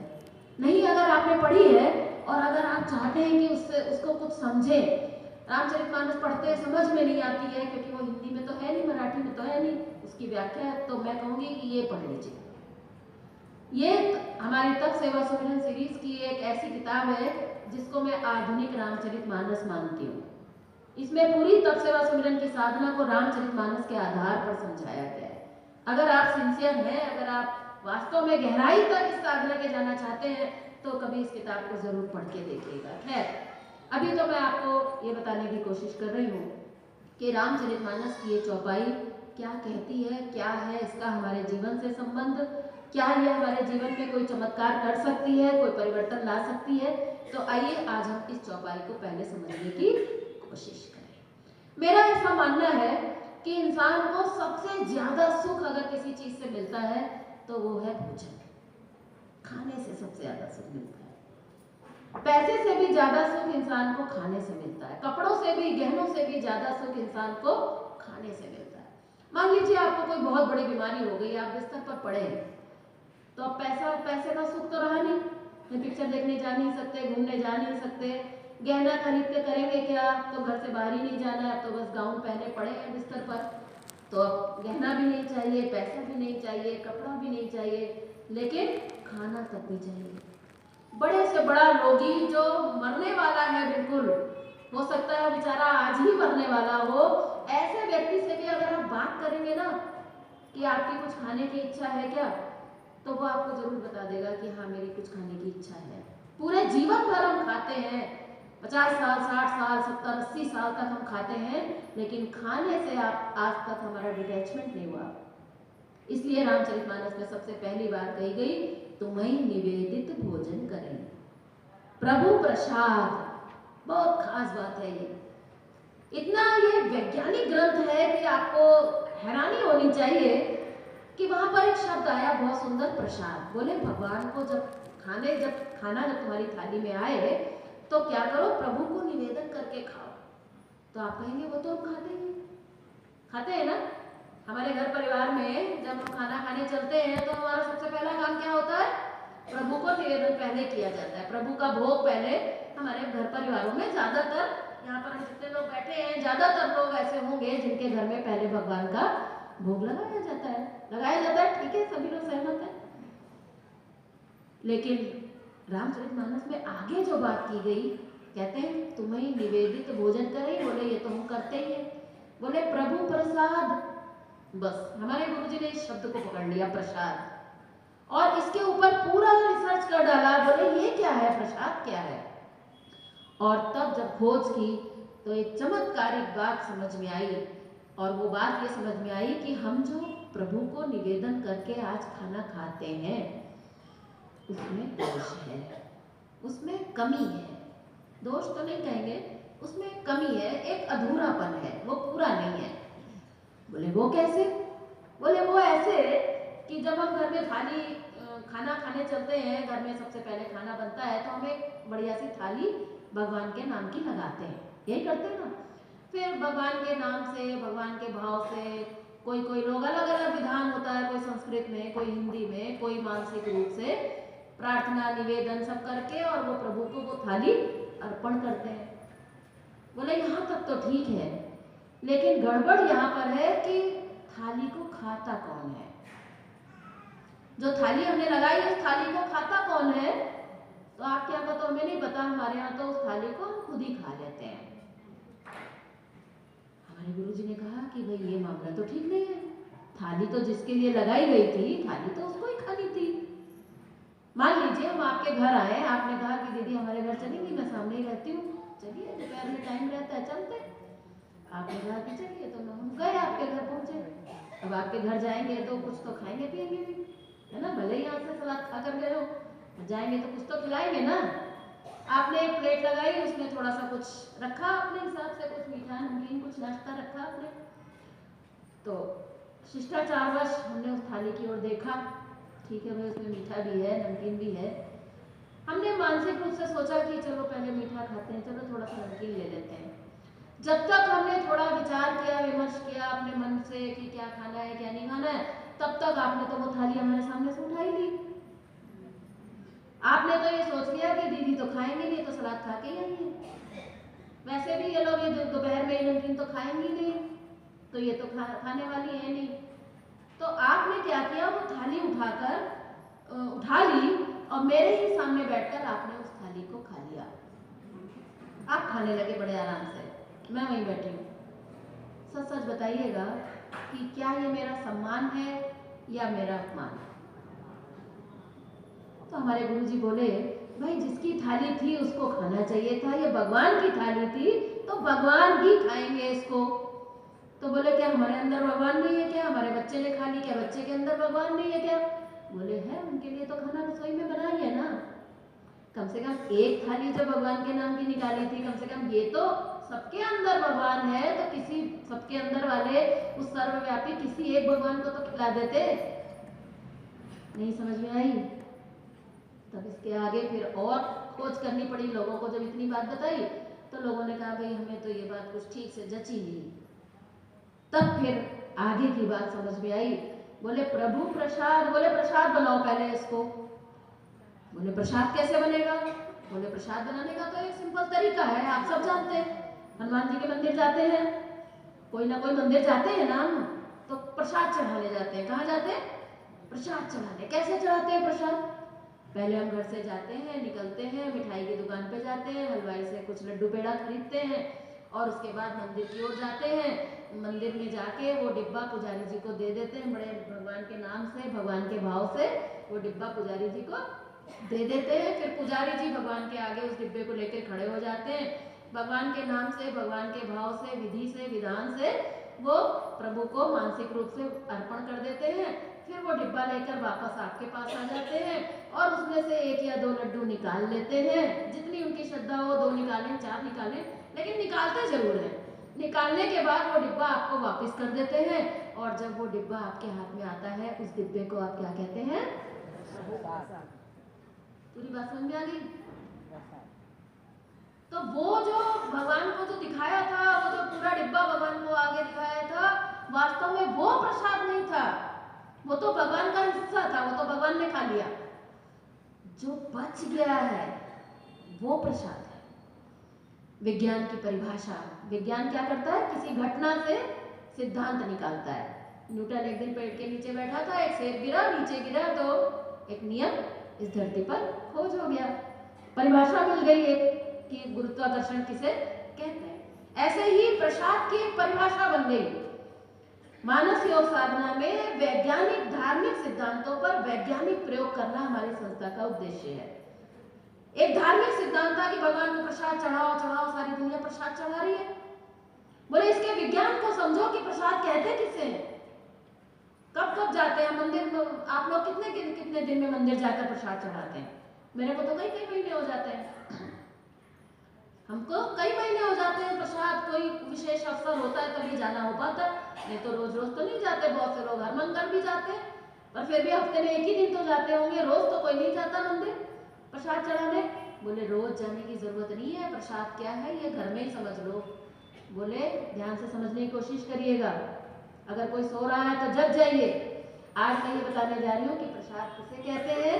बोले दुनिया की जिस भी वस्तु से, लड्डू पेड़ा भूल जाइए, दुनिया की जिस भी वस्तु से भगवान के नाम से, भगवान के भाव से कुछ अंश निकाल कर अलग कर दिया जाता है, तो जो बच जाता है उस बचे हुए को क्या कहते हैं? अब क्या करना होगा? इतनी सिंपल सी बात हो गई कि अब जब हम खाना खाने बैठेंगे तो अब हम खाना नहीं खाएंगे, अब हम क्या खाएंगे?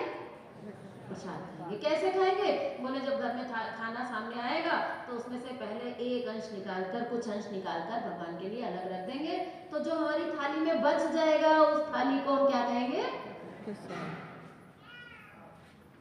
समझ में आई प्रसाद की परिभाषा?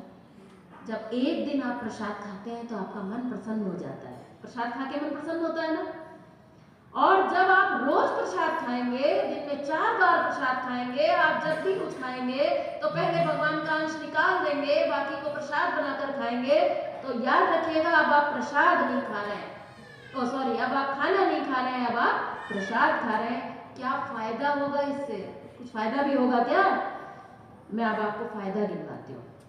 मान लीजिए आपकी थाली में 2 रोटी आई, 2 रोटी आपकी खुराक है, 2 हो 4 हो, जितनी भी आपकी खुराक है उतना आपने अपनी थाली में ले लिया। मान लेते हैं 4 रोटी आपकी खुराक है, 4 रोटी आपने अपनी थाली में लिया। हमारे शास्त्र कहते हैं कि 4 में से 1 यानी कि 1/4 यानी कि चौथाई, जितना भी हमारी थाली में आया है उसका 1/4 हमें प्रभु की सेवा में अर्पण करना चाहिए। 4 प्रकार का भोजन है, बताया ना, पृथ्वी, जल, अग्नि और वायु।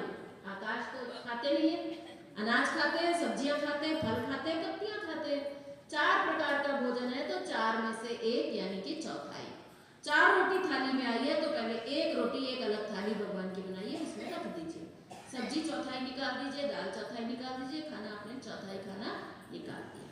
अब आपने 3 रोटी से काम चलाना है। अब आपको ऐसा नहीं करना है कि 3 रोटी खा ली उसके बाद चलो 2 और ले आओ, उसके बाद 2 और ले आओ, नहीं।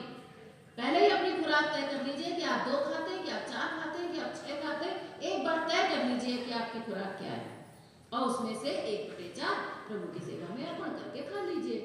क्या फायदा होगा मैं आपको दिखाती हूँ। 4 रोटी में से 1 रोटी आपने निकाली, केवल मात्र 1 रोटी का आपने कष्ट उठाया है। अपनी जिंदगी में पहली बार कष्ट उठाना सीखा है। उस कष्ट उठाने का नतीजा आपके जीवन में किस प्रकार से आएगा जानकर आपको आश्चर्य होगा।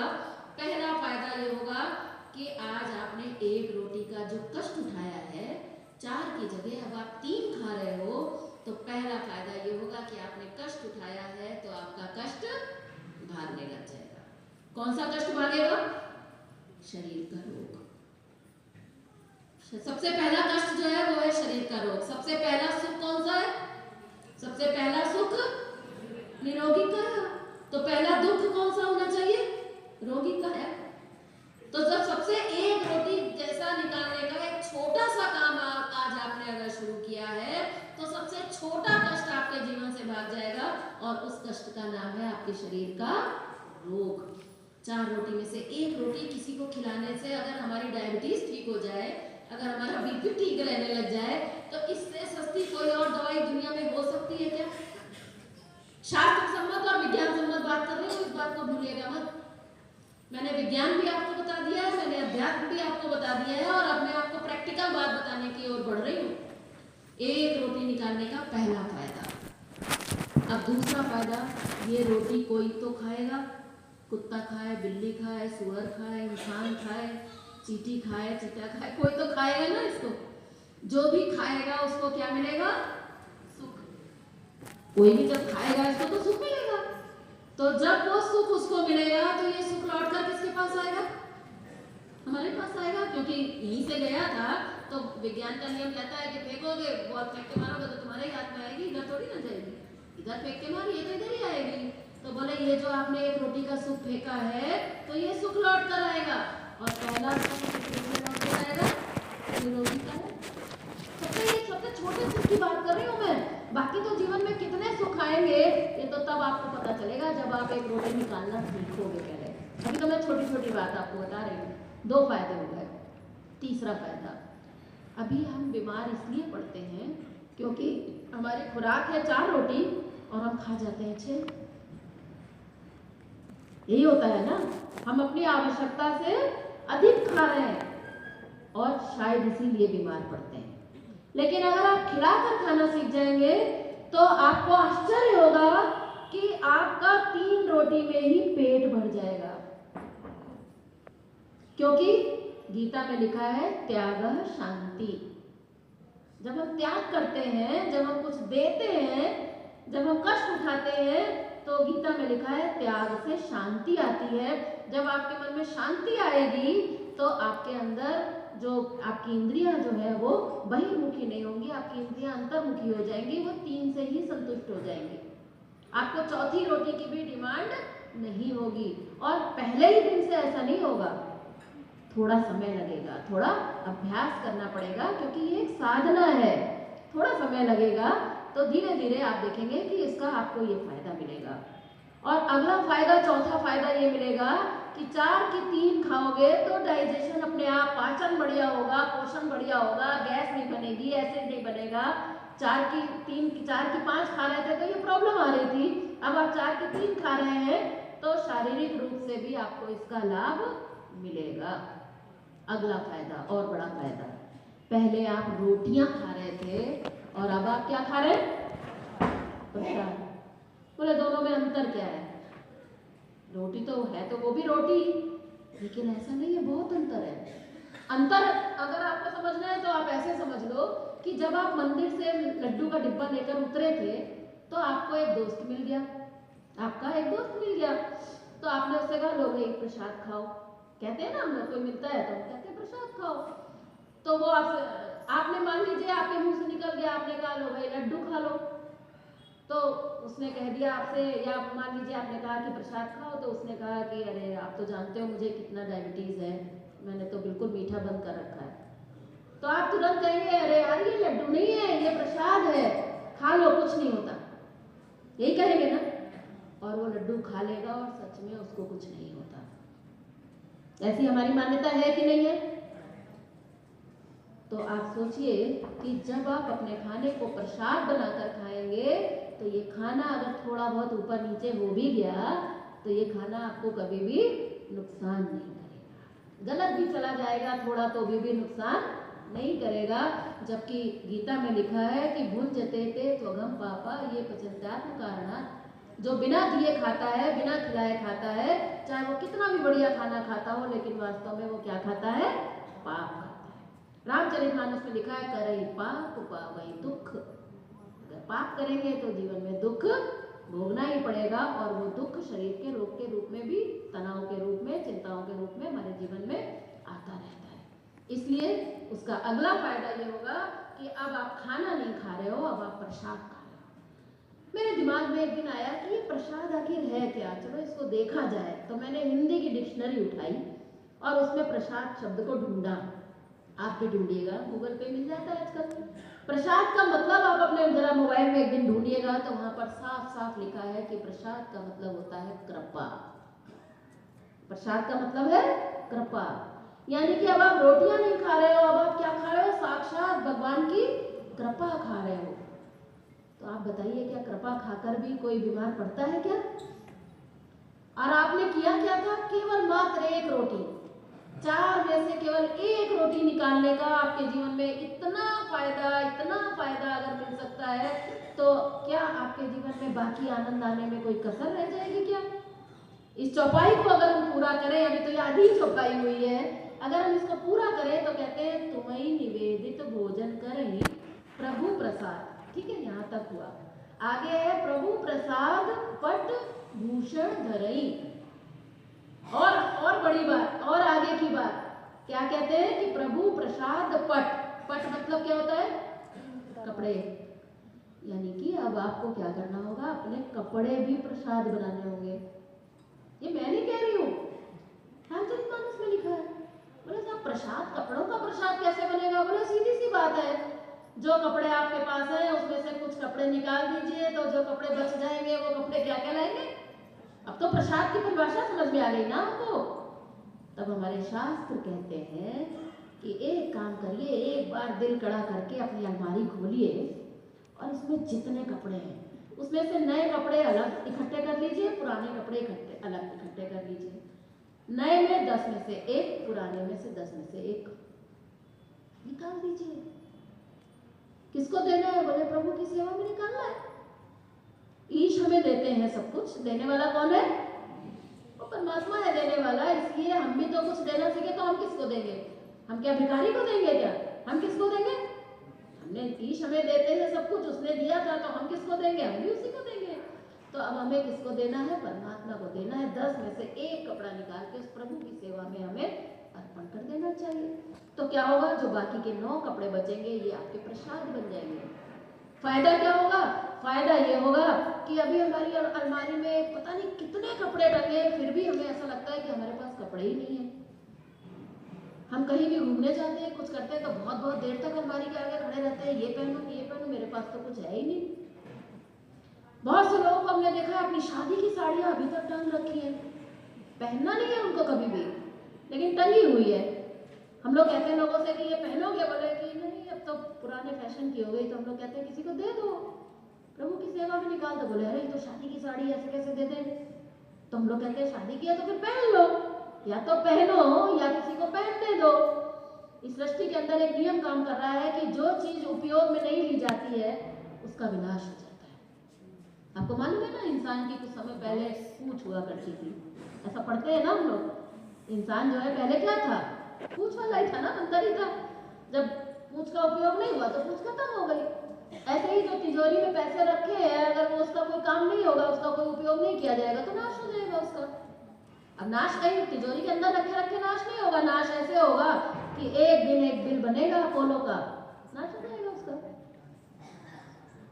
सच्चाई है ये, मैं कोई डरा नहीं रही हूँ आपको, ये एक सच्चाई है। इसलिए क्या करना होगा? हमें अपने कपड़ों में से अगर आप निकाल देंगे तो आप देखेंगे कि 2 फायदे बहुत बड़े होने वाले हैं। पहला फायदा ये होगा कि देना ही बोना है, देना ही बोना है। जब आप देना शुरू करेंगे तो ये फसल पैदा होनी शुरू हो जाएगी। जमीन में एक बीज डालते हैं तो 50 बीज पैदा होते हैं कि नहीं? तो अगर आप प्रभु की सेवा में अगर अर्पण करना शुरू कर दोगे तो आपको क्या लगता है कम पड़ जाएगा क्या?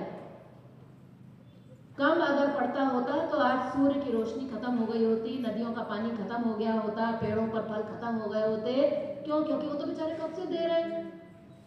लेकिन आज सूर्य में अगर रोशनी है तो सिर्फ इसलिए क्योंकि वो दे रहा है।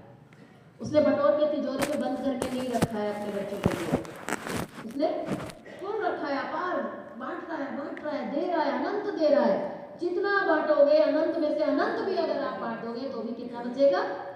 अनंत में से अगर अनंत निकल जाए तो कितना बचता है? अनंत ही बचता है ना। इसलिए कभी भी डरने की जरूरत नहीं है, देना ही बोना है। अभी आपको लगता था मेरे पास कपड़े कम है, अब आप देखेंगे कि कहां से कपड़े आने शुरू हो जाएंगे।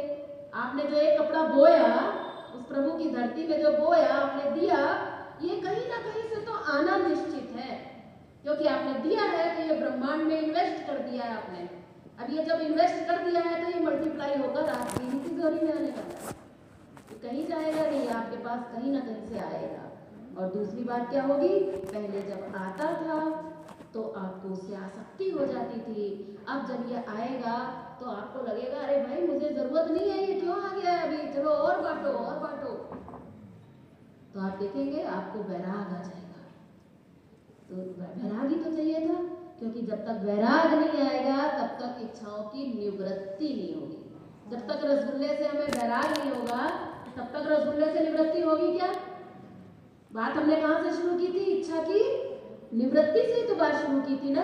अब आपके पास कपड़े तो होंगे, बच्चे के पास खिलौने तो होंगे, हमारे पास साड़ियां गहने तो होंगे, लेकिन हमारी उसमें आसक्ति नहीं होगी, हमारी इच्छा की निवृत्ति हो गई है। अब अगर हमारे मुंह में कोई रसगुल्ला डाल भी देगा और खा भी लेंगे तो उस रसगुल्ले से हमारे आनंद के ऊपर कोई फर्क पड़ने वाला नहीं है। हमारा आनंद तो बिना उस रसगुल्ले को खाए भी आनंद में था। इसलिए ऐसा आनंद अगर हमें प्राप्त करना है तो दूसरा मैंने क्या बताया, अपने कपड़ों से हमें निकालना होगा। मैं तो शिविर में लोगों से यहाँ तक भी कहती हूँ कि शुरुआत अगर वास्तव में आप करना चाहते हैं, अगर आप सीरियस हैं तो एक काम करिए। जो लोग भी अपने घर जाते हैं, कुछ लोग तो यहीं रह रहे होंगे, कुछ अपने घर जाते हैं, जो लोग घर जाते हैं तो मैं तो कहूँगी आज यहाँ से शुरू करो कि आज अपने घर की अलमारी खोलो और कोई एक सबसे बेकार कपड़ा जो बिल्कुल आप पहनने वाले नहीं हो, किसी कीमत पे आप पहनने वाले नहीं हो, लेकिन फटा नहीं हो, पहनने लायक हो, ऐसा एक जोड़ी कपड़ा आप लेकर आओ और यहाँ रख दो, बंटवा देंगे, यहाँ से कोई दिक्कत नहीं है। कम से कम शुरुआत तो हो। और आप देखेंगे कि अगर यहाँ से जाकर आज आपने अगर एक कपड़ा निकाल दिया, अगर आपको नींद नहीं आती होगी तो मेरी गारंटी है कि आज आपको ठाट से सोएंगे। करते थे क्यों? क्योंकि त्याग और शांति। अभी हमारा मन अशांत है ना, इसलिए नींद नहीं आ रही है। अगर त्याग करेंगे तो हमारे मन में शांति आएगी, और जब शांति आएगी तो बढ़िया नींद आएगी, चिंताएं तनाव हमारे से दूर भाग जाएंगे। और किया क्या हमने? किया कुछ भी नहीं, घर से कूड़ा निकाला है, केवल कूड़ा ही तो निकालने की बात कर रही हूँ मैं अभी कोई नया कपड़ा निकालने की बात नहीं कर रही हूँ। इतना आसान नहीं है, बहुत अटैचमेंट होता है हमें अपने अपने एक एक कपड़े से। लेकिन अगर हमने देने की सोची ही नहीं तो हमारे जीवन में तो हमेशा चिंताएं रहने वाली है, तनाव रहने वाला है। इसलिए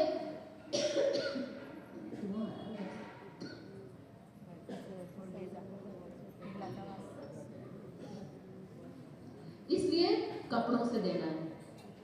अब इसके आगे भी थोड़ी जरा कठिन बात मैं कहने जा रही हूँ, लेकिन रामचरितमानस की बात है, कहनी तो पड़ेगी।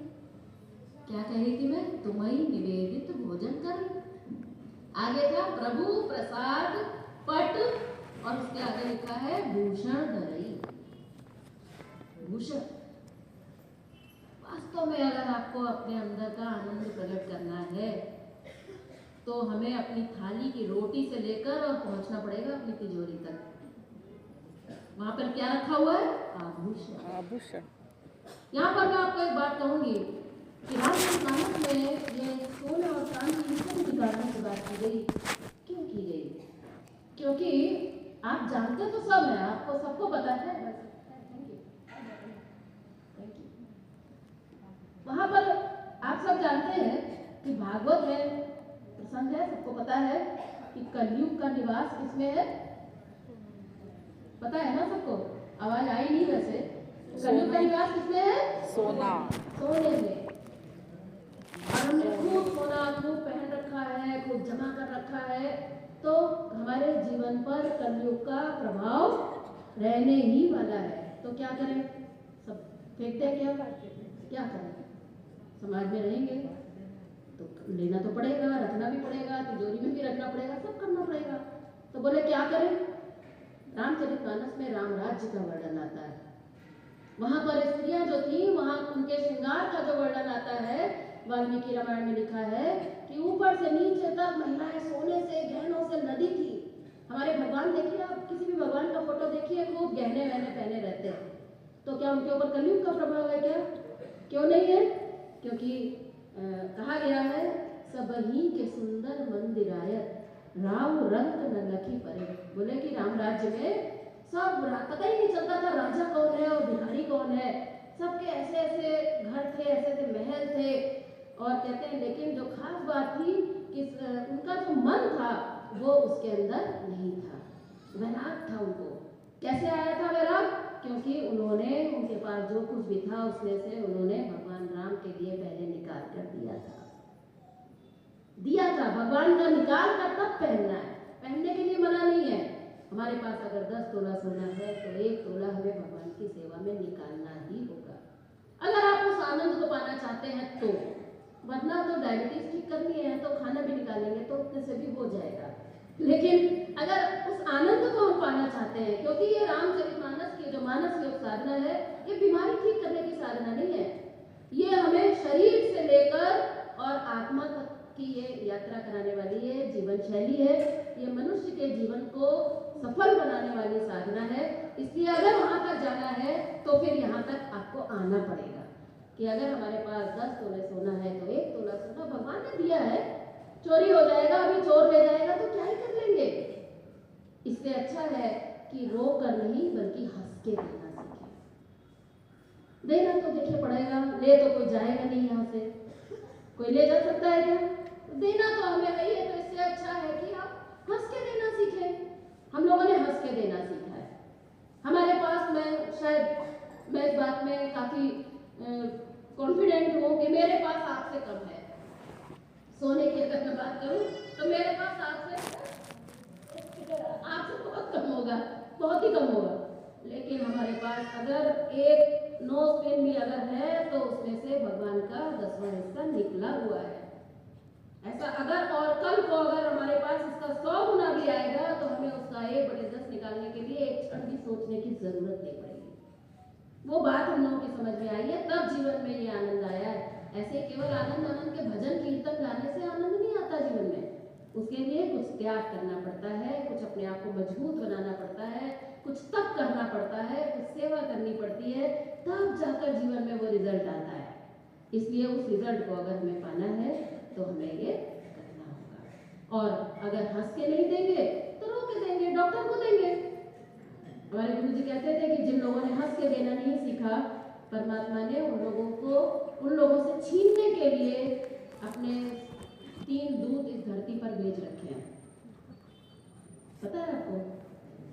जब हम कोई बिजनेस करते हैं ना तो उधार खाता होता है, तो वो उधार की वसूली करने के लिए हमें करना पड़ता है ना, अपने तगादे के लिए भेजना पड़ता है ना आदमी की, जाओ भाई उससे लेकर आओ, उसके पास बहुत उधार हो गया है, बहुत सारा उसने लेके बैठा है, तो करना पड़ता है। तो ऐसे ही उस परमात्मा ने सृष्टि के कुशल संचालन हेतु और हमारे कल्याण के लिए भगवान ने भी इस धरती पर अपने 3 दूत भेजे हैं, जिनका केवल एक काम है, और वो काम ये है कि जिन्होंने हंस के नहीं देना सीखा उनसे छीनना है। उनको छीन के लाना पड़ेगा, और हंस के नहीं दोगे तो देना तो पड़ेगा ना। जानते हैं ये 3 दूत कौन है? ये मैं कोई मजाक की बात नहीं कर रही हूँ। हालांकि हमारे गुरु जी तो मजाक में ही कहते थे, लेकिन बात मजाक की नहीं है। अगर आप विचार करेंगे तो आपको समझ में आएगा कि ये सच बात है। और वो 3 दूत पीछे से आवाज आ रही है, तो पूरे यूनिफॉर्म में रहते हैं। पहला है सफेद कोट, दूसरा है काला कोट, और तीसरा है खाकी कोट। ये समझ लीजिएगा, ये उस परमात्मा के ये 3 दूत हैं, जिनका काम है केवल आपको रुलाना और आपसे छीनना, और आप उनको देते हो। ऐसे ऐसे लोग मैंने देखे हैं जिनके पास कुछ नहीं है, लेकिन फिर भी अपने बच्चे का इलाज कराने डॉक्टर के पास जाते हैं, कहते हैं डॉक्टर साहब आप बच्चे की जान बचा लो, मैं सब दे दूंगा, मकान दे दूंगा, दुकान दे दूंगा, पत्नी के गहने दे दूंगा, मैं जिंदगी भर आपका नौकर हो जाऊंगा, लेकिन आप मेरे बच्चे की वहां देने को तैयार है, रोक कर देने को तैयार है। लेकिन जिस परमात्मा ने हमें पैदा होने से पहले सांस दी, जिस परमात्मा ने तब से लेकर आज तक हमें फ्री में ऑक्सीजन दी, वो परमात्मा जिसने हमें ये सूर्य की रोशनी दी, जिसके बिना जीवन संभव नहीं है, वो चीजें गिनवा रही हूं मैं आपको। जिस परमात्मा ने हमें ये मानव का शरीर दिया, जिस परमात्मा ने हमें इसके अंदर सारी इंद्रियां बिल्कुल ठीक ठाक दी, हमारा दिमाग भी सही है, हमारा दिल भी सही है, हमारे हाथ पैर भी सही है। कितने लोग ऐसे हैं जिनके पास आंख नहीं है, कान नहीं है, हाथ नहीं है, पैर नहीं है, अंधे हैं, लंगड़े हैं, शरीर पे कपड़ा नहीं है, खाने को नहीं है, पहनने को नहीं है, घर नहीं है, परिवार नहीं है। हमारे पास तो सब कुछ है। परमात्मा ने हमें क्या नहीं दिया है, लेकिन इंसान से जब हम लोग बात करते हैं तो लोग कहते हैं साहब हमारे पास तो कुछ है ही नहीं, इधर से सैलरी आती है उधर चली जाती है। हम लोग लोगों से पूछते हैं अरे कहाँ चली जाती है, तो बोले वो गाड़ी ली थी ना उसकी ईएमआई जाती है, मकान लिया था उसका लोन जाता है, उधर बच्चे की फीस जाती है, आजकल तो आप जानते हैं कितनी महंगाई है, कुछ बचता नहीं है। लेकिन जिसने अपने जीवन में उस परमात्मा को पहला स्थान दिया, जब हमको कुछ भी देने की बात आती है तो उसमें 3 बातें प्रमुख है। पहला है मात्रा, दूसरा है प्राथमिकता और तीसरा है भावना। हमें उस परमात्मा की सेवा में जब भी देना है तो सबसे पहली बात का ध्यान रखना है, वो है प्राथमिकता। खाना खाने बैठेंगे तो पहले भगवान का निकालेंगे, ये नहीं कि 4 रोटी लेकर बैठे, 3 रोटी में पेट भर गया, 1 रोटी बच गई तो चलो ये भगवान को दे देते हैं, ये गलत है। क्या करना होगा, जब कमा कर लाए आज 100 रुपया हमारी जेब में आया है तो पहले आज 10 रुपए भगवान के पर्स में जाएगा, तब 90 रुपए हमारी जेब में आएगा। हिम्मत है अगर, तब आप देखिए कि क्या तमाशा होने वाला है आपके जीवन में। तो पहली प्राथमिकता, इधर नया कपड़ा आया तो कम से कम इधर से एक पुराना कपड़ा तो जाए, कम से कम इतना तो हो कम से कम। इस तरह से जब आप देना सीखेंगे तो पहला है मात्रा और प्राथमिकता, दूसरा है मात्रा। मात्रा मैंने आपको बताया, भोजन से 1/4, धन से 1/10, वस्तुओं से 1/10, गहनों से 1/10। 1/10 क्यों, 1/5 क्यों नहीं, 1/2 क्यों नहीं? ऐसा इसलिए है क्योंकि जो कुछ भी हम धन है, वस्त्र है, इनका उपयोग हम अपनी 10 इंद्रियों के माध्यम से करते हैं। भोजन 4 प्रकार था, इसलिए 4 का 1, और 10 इंद्रियां भगवान ने हमें दी हैं। किसी चीज का सुख हम आंखों से भोग रहे हैं, किसी का कानों से भोग रहे हैं, किसी का जुबान से भोग रहे हैं, किसी का पैरों से भोग रहे हैं। तो 10 इंद्रियों के माध्यम से हम सुख भोगते हैं। इसलिए ये जितनी भी सुख सामग्रियां हैं, इसमें से 1/10 हमें उस प्रभु की सेवा में अर्पण करना चाहिए। 24 घंटे का भगवान ने हमें समय दिया है। समय से बढ़कर जीवन में कुछ भी कीमती नहीं है, क्योंकि एक क्षण जो अभी जस्ट अभी निकल कर गया, वो क्षण अब दोबारा हमारे जीवन में अब कभी भी नहीं आएगा। सोचिए कितनी कीमती चीज है।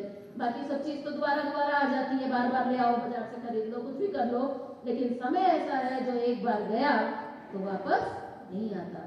इसलिए अगर 24 घंटे में से 1 घंटा हम निस्वार्थ सेवा करना अगर सीख जाए, जिस परमात्मा ने हमें दिया, हम 24 घंटे जानवरों की तरह केवल अपने स्वार्थ के बारे में सोचते हैं कि मेरा क्या होगा, मेरे परिवार का क्या होगा, इससे बढ़कर हम कुछ भी नहीं सोचते।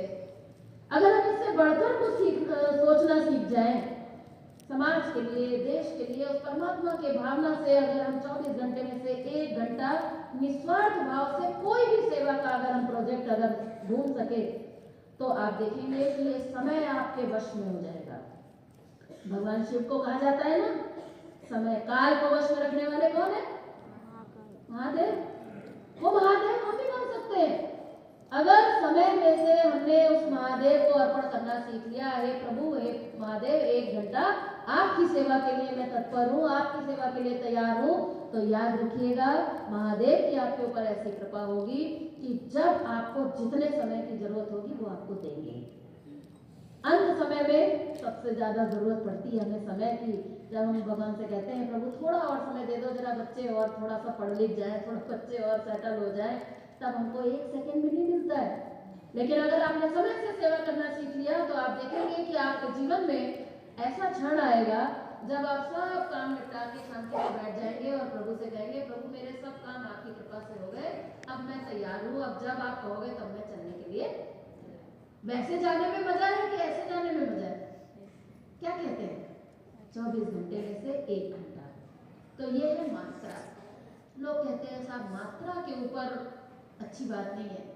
मान लो हम भगवान के मंदिर में गए और भगवान के मंदिर में हमने 10 रुपए चढ़ाए, वही पड़ोसी एक आया मंदिर में आया, वो 1000 रुपए चढ़ा कर गया, तो आपके हिसाब से तो आप तो फिर ये कहेंगे कि जो 1000 चढ़ा कर गया वो ज्यादा बढ़िया है, जो 10 चढ़ा कर गया वो तो बढ़िया हुआ नहीं आपके हिसाब से, क्योंकि आप तो मात्रा देख रहे हैं। हमने कहा ऐसा नहीं है, भगवान कभी भी मात्रा नहीं देखते हैं। भगवान ये नहीं देखता, सच बात है, भगवान मात्रा नहीं देखता कभी। भगवान केवल ये देखता है, ये नहीं देखता है कि तुमने क्या दिया, भगवान ये देखता है कि मैंने इसको क्या दिया। भगवान ये देखेगा कि मैंने इसको 100 रुपए दिए थे, इसने 10 रुपए दिए, यानी कि ये बंदा ईमानदार है। लेकिन इसको तो मैंने 1 लाख दिया था, इसको तो 10,000 देना चाहिए था, ये स्वार्थी है, ये 1,000 लेकर आया। तो भगवान ये नहीं देखता है कि हमने क्या दिया, भगवान ये देखता है कि उसने क्या दिया। क्यों नहीं हम देंगे? अगर हमारे पास 10 लाख आया है तो 1 लाख देने में आपको कष्ट क्यों होता है? क्योंकि वो 10 लाख भी तो उसी ने दिया है। लोग कहते हैं उसने नहीं दिया है, हमने कमाया है, इसने कहां से दिया?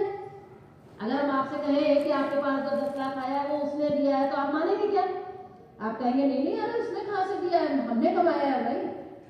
तो हम पूछेंगे आपसे फिर कि आपने कैसे कमाया है? क्या बिना बुद्धि के कमाया है? क्या बिना शक्ति के कमाया है? अब आप ये बता दीजिए, बुद्धि किसकी दी हुई है, शक्ति किसकी दी हुई है? बिना बुद्धि के कोई 1 रुपया कमा सकता हो तो मुझे बता दीजिएगा कि बिना बुद्धि के भी 1 रुपया कमाया जा सकता हो। ऐसा अगर हो तो बता दीजिए। बिना शक्ति के 1 रुपया कमाया जा सकता हो तो बता दीजिए। मैंने ऐसे ऐसे लोग देखे हैं जिनका ये यहाँ का बुद्धि का थोड़ा सा यहाँ पर एक थोड़ा लूज हो जाता है,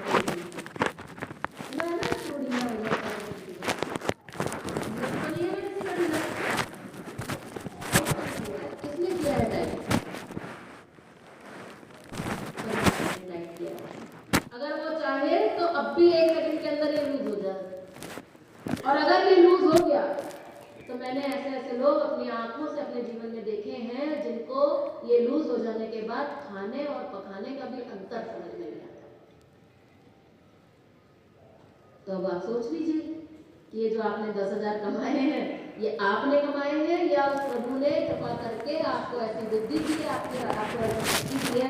और अगर आप चाहते हैं कि ये बुद्धि आपकी बनी रहे, अगर आप चाहते हैं आपका ये पेट टाइट रहे, तो ये पेट टाइट करने के लिए कोई स्क्रू ड्राइवर बाजार में नहीं मिलता है। जब आप प्रभु की सेवा में अर्पण करते हैं तो ये पेट आपका टाइट है। इसलिए कभी भी ये मत सोचिएगा कि देने से कोई हमारा कोई नुकसान है। देना तो हमें पड़ेगा। हंस के देंगे तो जीवन में आनंद ही आनंद रहेगा, और रो के देंगे तो जीवन में तनाव आएगा, दुख आएगा, चिंता आएगी। देना तब भी है, देना तब भी है। देना तो दोनों तरह से है। इसलिए अब आपकी मर्जी है कि कैसा देना है। रामचरितमानस में इसको कहते हैं कि चाहे तो भाई बंदर की तरह, बंदर होता है ना, उसको जब मदारी नाचता है, नचाता है तो बहुत मारता है, डंडा मारता है तब नाचता है। बोले या तो ऐसे नाच लो या फिर कठपुतली की तरह नाच लो। कठपुतली कैसे नाचती है? बोले इशारे से नाचती है। नाचना तो हमें पड़ेगा, तो इससे अच्छा है कि भाई हंसी नाच लो, कठपुतली की तरह नाच लो, परमात्मा के अनुसार चल लो, उसके दिखाए रास्ते पर चल लो, तो जीवन में आनंद ही आनंद है। और तीसरी जो बात है वो है भावना। ये सबसे सीरियस मैटर है। तीसरी चीज क्या है? भावना।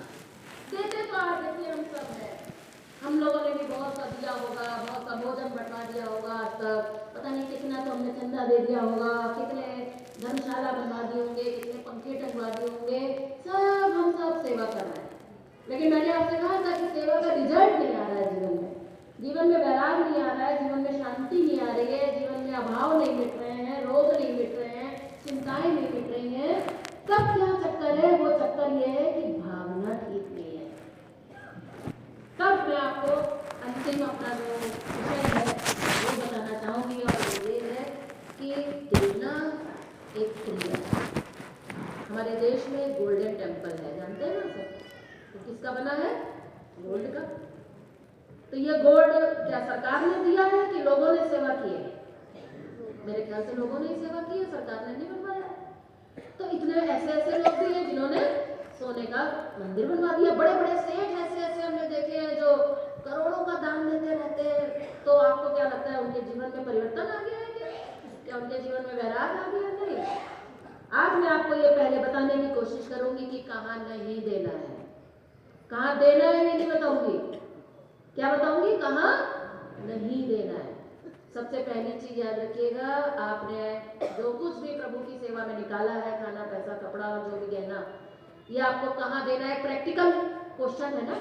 तो चलो समझ में आ गया, चलो निकाल दिया, 10 जोड़ी कपड़े भी निकाल दिए, 10 लाख रुपया भी निकाल दिया, सोना भी निकाल दिया। अब इसको देना कहाँ है? भगवान। भगवान तो हम सुन रहे, लेकिन भगवान कहाँ है? दिख रहा है क्या? भगवान राम आएंगे क्या देने के लिए? कृष्ण आएंगे? कौन आएगा? कैसे देना है? Practical question. तो मैं आपको पहले ये बताने की कोशिश करूंगी कि कहाँ नहीं देना है। उसमें सबसे पहली सावधानी रखनी है कि जहां भी देते समय आपके अंदर अहंकार आता हो वहां नहीं देना है। जहां भी अहंकार आता हो, आप कहेंगे नहीं हमें तो अहंकार आता ही नहीं है, तो ऐसा नहीं है, बहुत मुश्किल है, इतना आसान नहीं है। हम लोग जाते हैं अनेक धर्मशालाओं में प्रोग्राम लगाने, तो पंखे के ऊपर अपना नाम, पिता का नाम, ससुर का नाम, पूरे खानदान का नाम, पूरा जाति पाति, पूरा एड्रेस के साथ पंखे के ऊपर लिखा रहता है। जिस कमरे में ठहरते हैं उस कमरे के बाहर एक पत्थर लगा होता है जिसमें ये लिखा होता है कि इसका निर्माण किसने करवाया। अब वो हम भी हो सकते हैं, हो सकता है हमने किसी पंखे का निर्माण कमरे का निर्माण करवाया। अब आप एक बात बताइए कि मान लीजिए मैंने यहाँ एक पंखा लगवाया, मान लीजिए मैंने लगवाया, मैंने यहाँ पंखा लगवाया। अब यहाँ पर ये 300 लोग बैठे हैं, जब ये आप यहाँ शिविर के लिए आएंगे, क्या आपको इस बात से कोई फर्क पड़ता है कि ये पंखा किसने लगाया? आपको तो सिर्फ इस बात से फर्क पड़ता है कि पंखा चल रहा है कि नहीं चल रहा है, हवा आ रही है कि नहीं आ रही है। लेकिन मुझे इस बात से फर्क पड़ेगा कि ये पंखा मैंने लगवाया। मैं अगर यहाँ आज पंखा लगवा के जाऊं, 2 साल बाद, 3 साल बाद भी अगर यहाँ आऊंगी तो मैं सबसे पहले ऊपर देखूंगी कि मेरा पंखा लगा है कि नहीं लगा है, होगा कि नहीं होगा। ये इंसान का ऐसा स्वभाव है कि इसके अंदर जब ये कुछ भी अच्छा काम करता है, इसके अंदर मैं आ जाता है कि मैंने किया। रामचरितमानस में बहुत सुंदर प्रसंग आता है, समय अधिक हो रहा है इसलिए उसकी चर्चा नहीं करूंगी, केवल नाम लूंगी ताकि आप लोग जानने की कोशिश करें। इस किताब के अंदर मिलेगा आपको। एक ऐसा राजा हुआ, इसने बहुत दिया, लेकिन इतना दिया, लेकिन मरने के बाद अगले जन्म में राक्षस हो गया, रावण बना अगले जन्म में।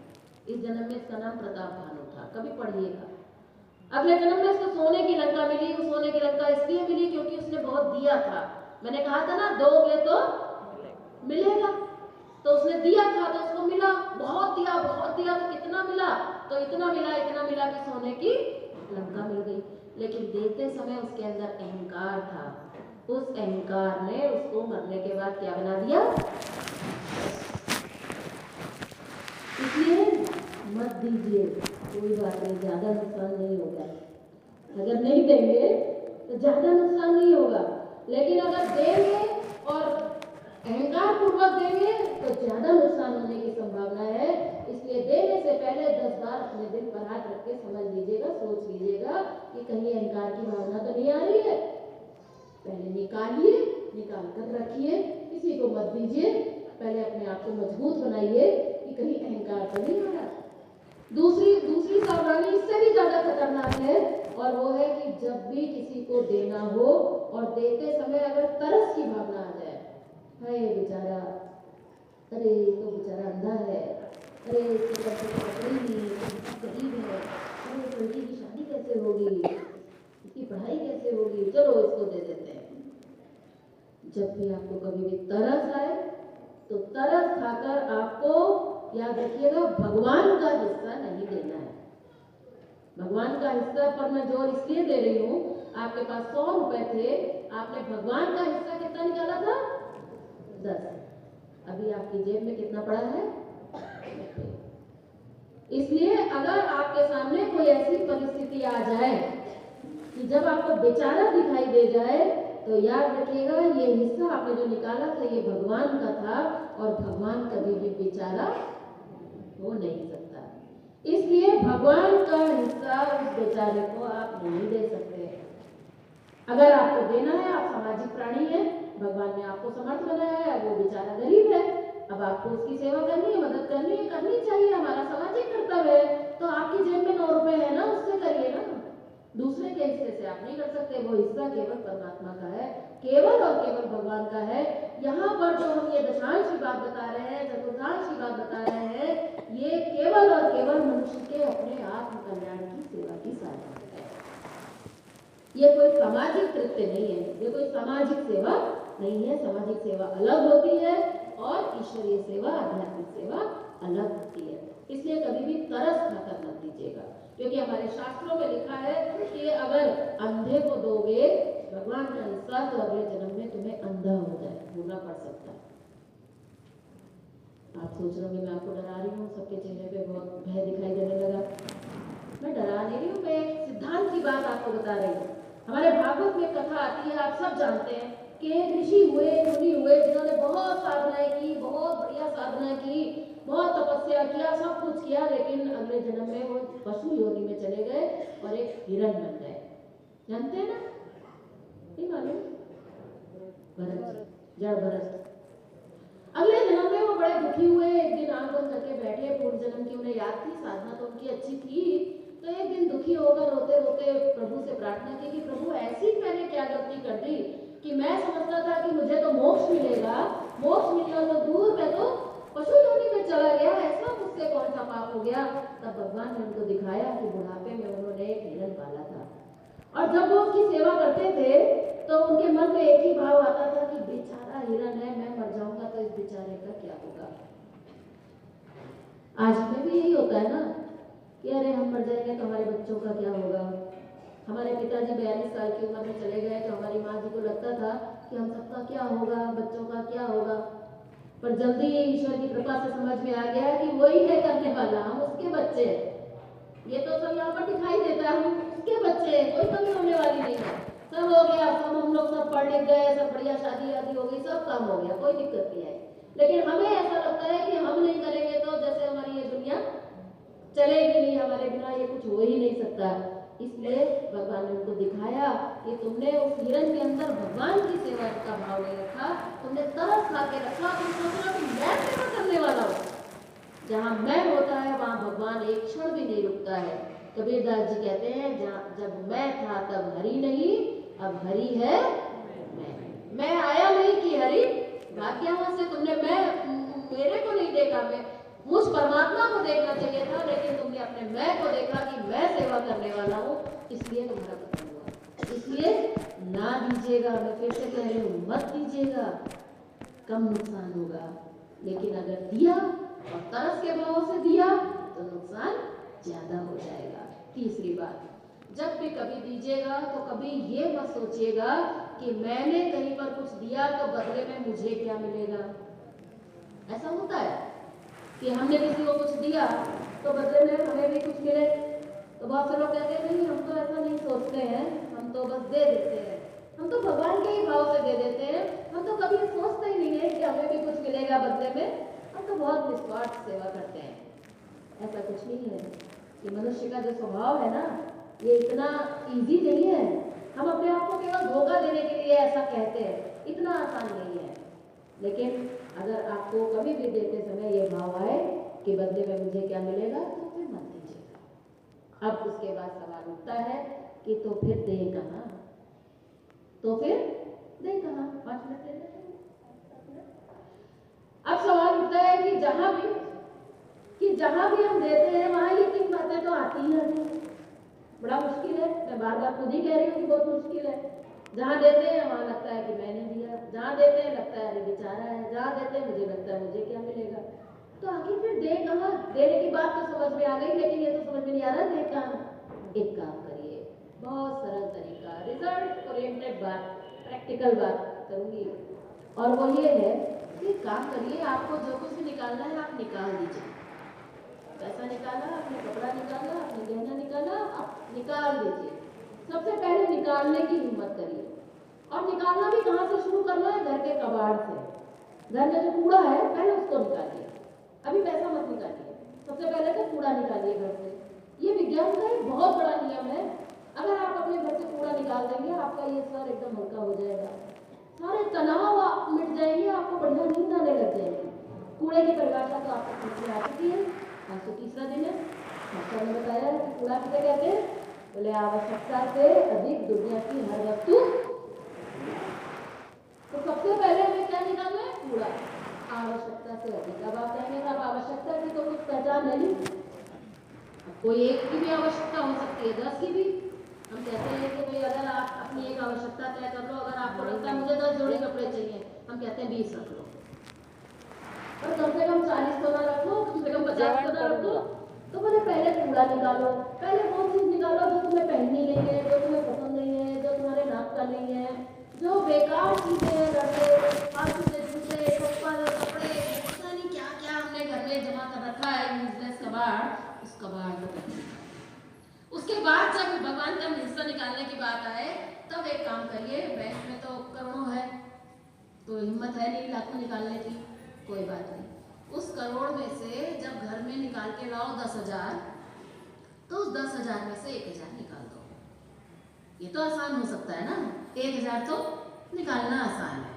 तो जब बैंक से 5,000 निकाल के लाए, 500 निकाल के भगवान के डिब्बे में एक डिब्बा बना लो, एक पैकेट बना लो, पर्स बना लो, उसके अंदर डाल दो, उसके ऊपर लिख दो भगवान का डिब्बा, भगवान का हिस्सा, भगवान का अंश लिख दो और वो उसमें डाल दो। वो भी हिम्मत नहीं पड़ती है, बोले हम तो साहब बैंक से 500 थोड़ा 5,000 थोड़ी ना निकालते हैं, हम तो निकालते हैं तो 1 लाख निकालना पड़ता है, तो 1 लाख निकाला तो 10,000 मुश्किल है, तो वो भी हिम्मत अगर नहीं पड़ती तो फिर एक काम करो, आज की तारीख में, आज हमारी जेब में अगर 2,000 पड़े, 200 तो निकाल सकते हैं, कहीं देना नहीं है, अभी घबराने की बात नहीं है, केवल निकालकर एक अलग डिब्बे में डाल दो, किसी को मत दो। 1 महीना, 2 महीना, 3 महीना, कम से कम 3 महीने तक निकाल, जो निकालना है आपको सब निकाल कर एक जगह बना लो, उसमें डाल दो, कहीं मत दो। अब देना तो है ही, भगवान का हिस्सा है और बड़े सावधानी से देना है, तो क्या करो, रोज ध्यान में बैठो, यहाँ ध्यान भी आपको सिखाया गया है, रोज ध्यान में बैठो, प्रभु से प्रार्थना करो कि प्रभु बड़ी हिम्मत करके निकाला है, मन में चोरी आए, मन में भावना गलत आए, स्वार्थ आए, उससे पहले प्रभु बता दो कि देना कहाँ है, भगवान का नंबर डायल करो ध्यान में बैठ के। ध्यान में क्या करते हैं, उससे संपर्क बनाना होता है ना, तो ध्यान में आसानी से तो नहीं होगा, रोज रोज रोज रोज 3 महीने का समय दे रही हूँ आपको, 3 महीने तक आप ध्यान में रोज बैठिए, कम से कम दिन में 3 बार बैठिए, एक दिन हो सकता है आपका नंबर लग जाए, और एक दिन हो सकता है आपके अंदर से एक आवाज आ जाए कि इसको ये कर, इसको यहाँ दे दो। अगर किसी दिन आपके अंदर से क्लिक हो जाए कि यहाँ दे दो, फिर कभी शक मत करना। जहां दिमाग में एक विचार क्लिक हो जाए और आपको लगे कि ये आपके अंदर की आवाज है, फिर उसमें दिमाग बिल्कुल मत लगाना, फिर चाहे वो अंधे को देना हो, लंगड़े को देना हो, पड़ोसी को देना हो, शराबी को देना हो, संस्था में देना हो, आश्रम में देना हो, जहां देना हो, जो क्लिक हो जाए फिर दे देना, क्योंकि जिसका पैसा था, जिसका सामान था, उसने बता दिया कि कहाँ देना है, तो दे दो। अभी भाई साहब का 10,000 रुपये मेरे पास रखा है, 3 साल से मेरा जलगांव आना नहीं हुआ, अब इनके 10,000 रुपये मेरे पास रखे हैं, अगर इन्होंने मुझसे कह दिया कि दीदी आप एक काम करो, वो आपके आश्रम में बगल में एक है शर्मा जी, वो हमारे ये जलगांव के हैं, तो आप उनको दे दो, तो क्या मैं उसमें दिमाग लगाऊंगी क्या कि वो शर्मा जी कैसे है, वो शराबी है कि वो गरीब है कि वो अमीर है, मैं कुछ सोचूंगी क्या? जिसका था उसका आदेश हो गया, तो जिसका आदेश हो गया उसको दे दो, उस पर बिल्कुल दिमाग मत लगाओ, पहला तरीका। अब आप कहेंगे साहब ध्यान लगेगा, नंबर लगेगा, तभी तो होगा ये सब।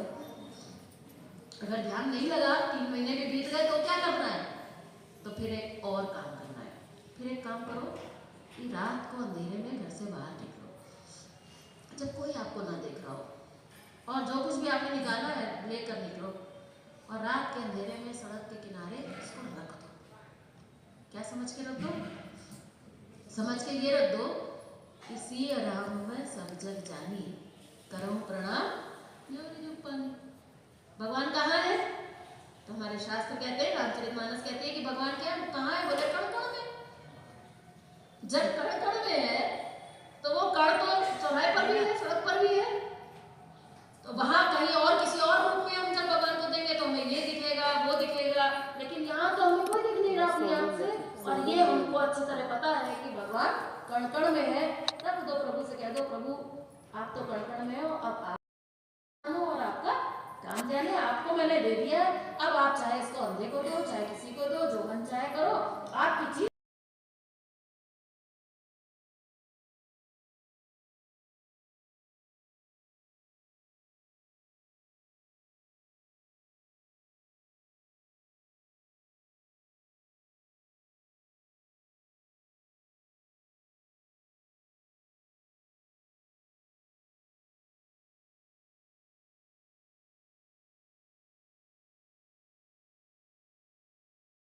मेरा मन तो यही है कि मैं वही दे दूं, तो क्या करूं, दूं कि ना दूं? तो आपने कहा नहीं नहीं दूंगा, मामला किया गया था, चौराहे पे रख देता हूं।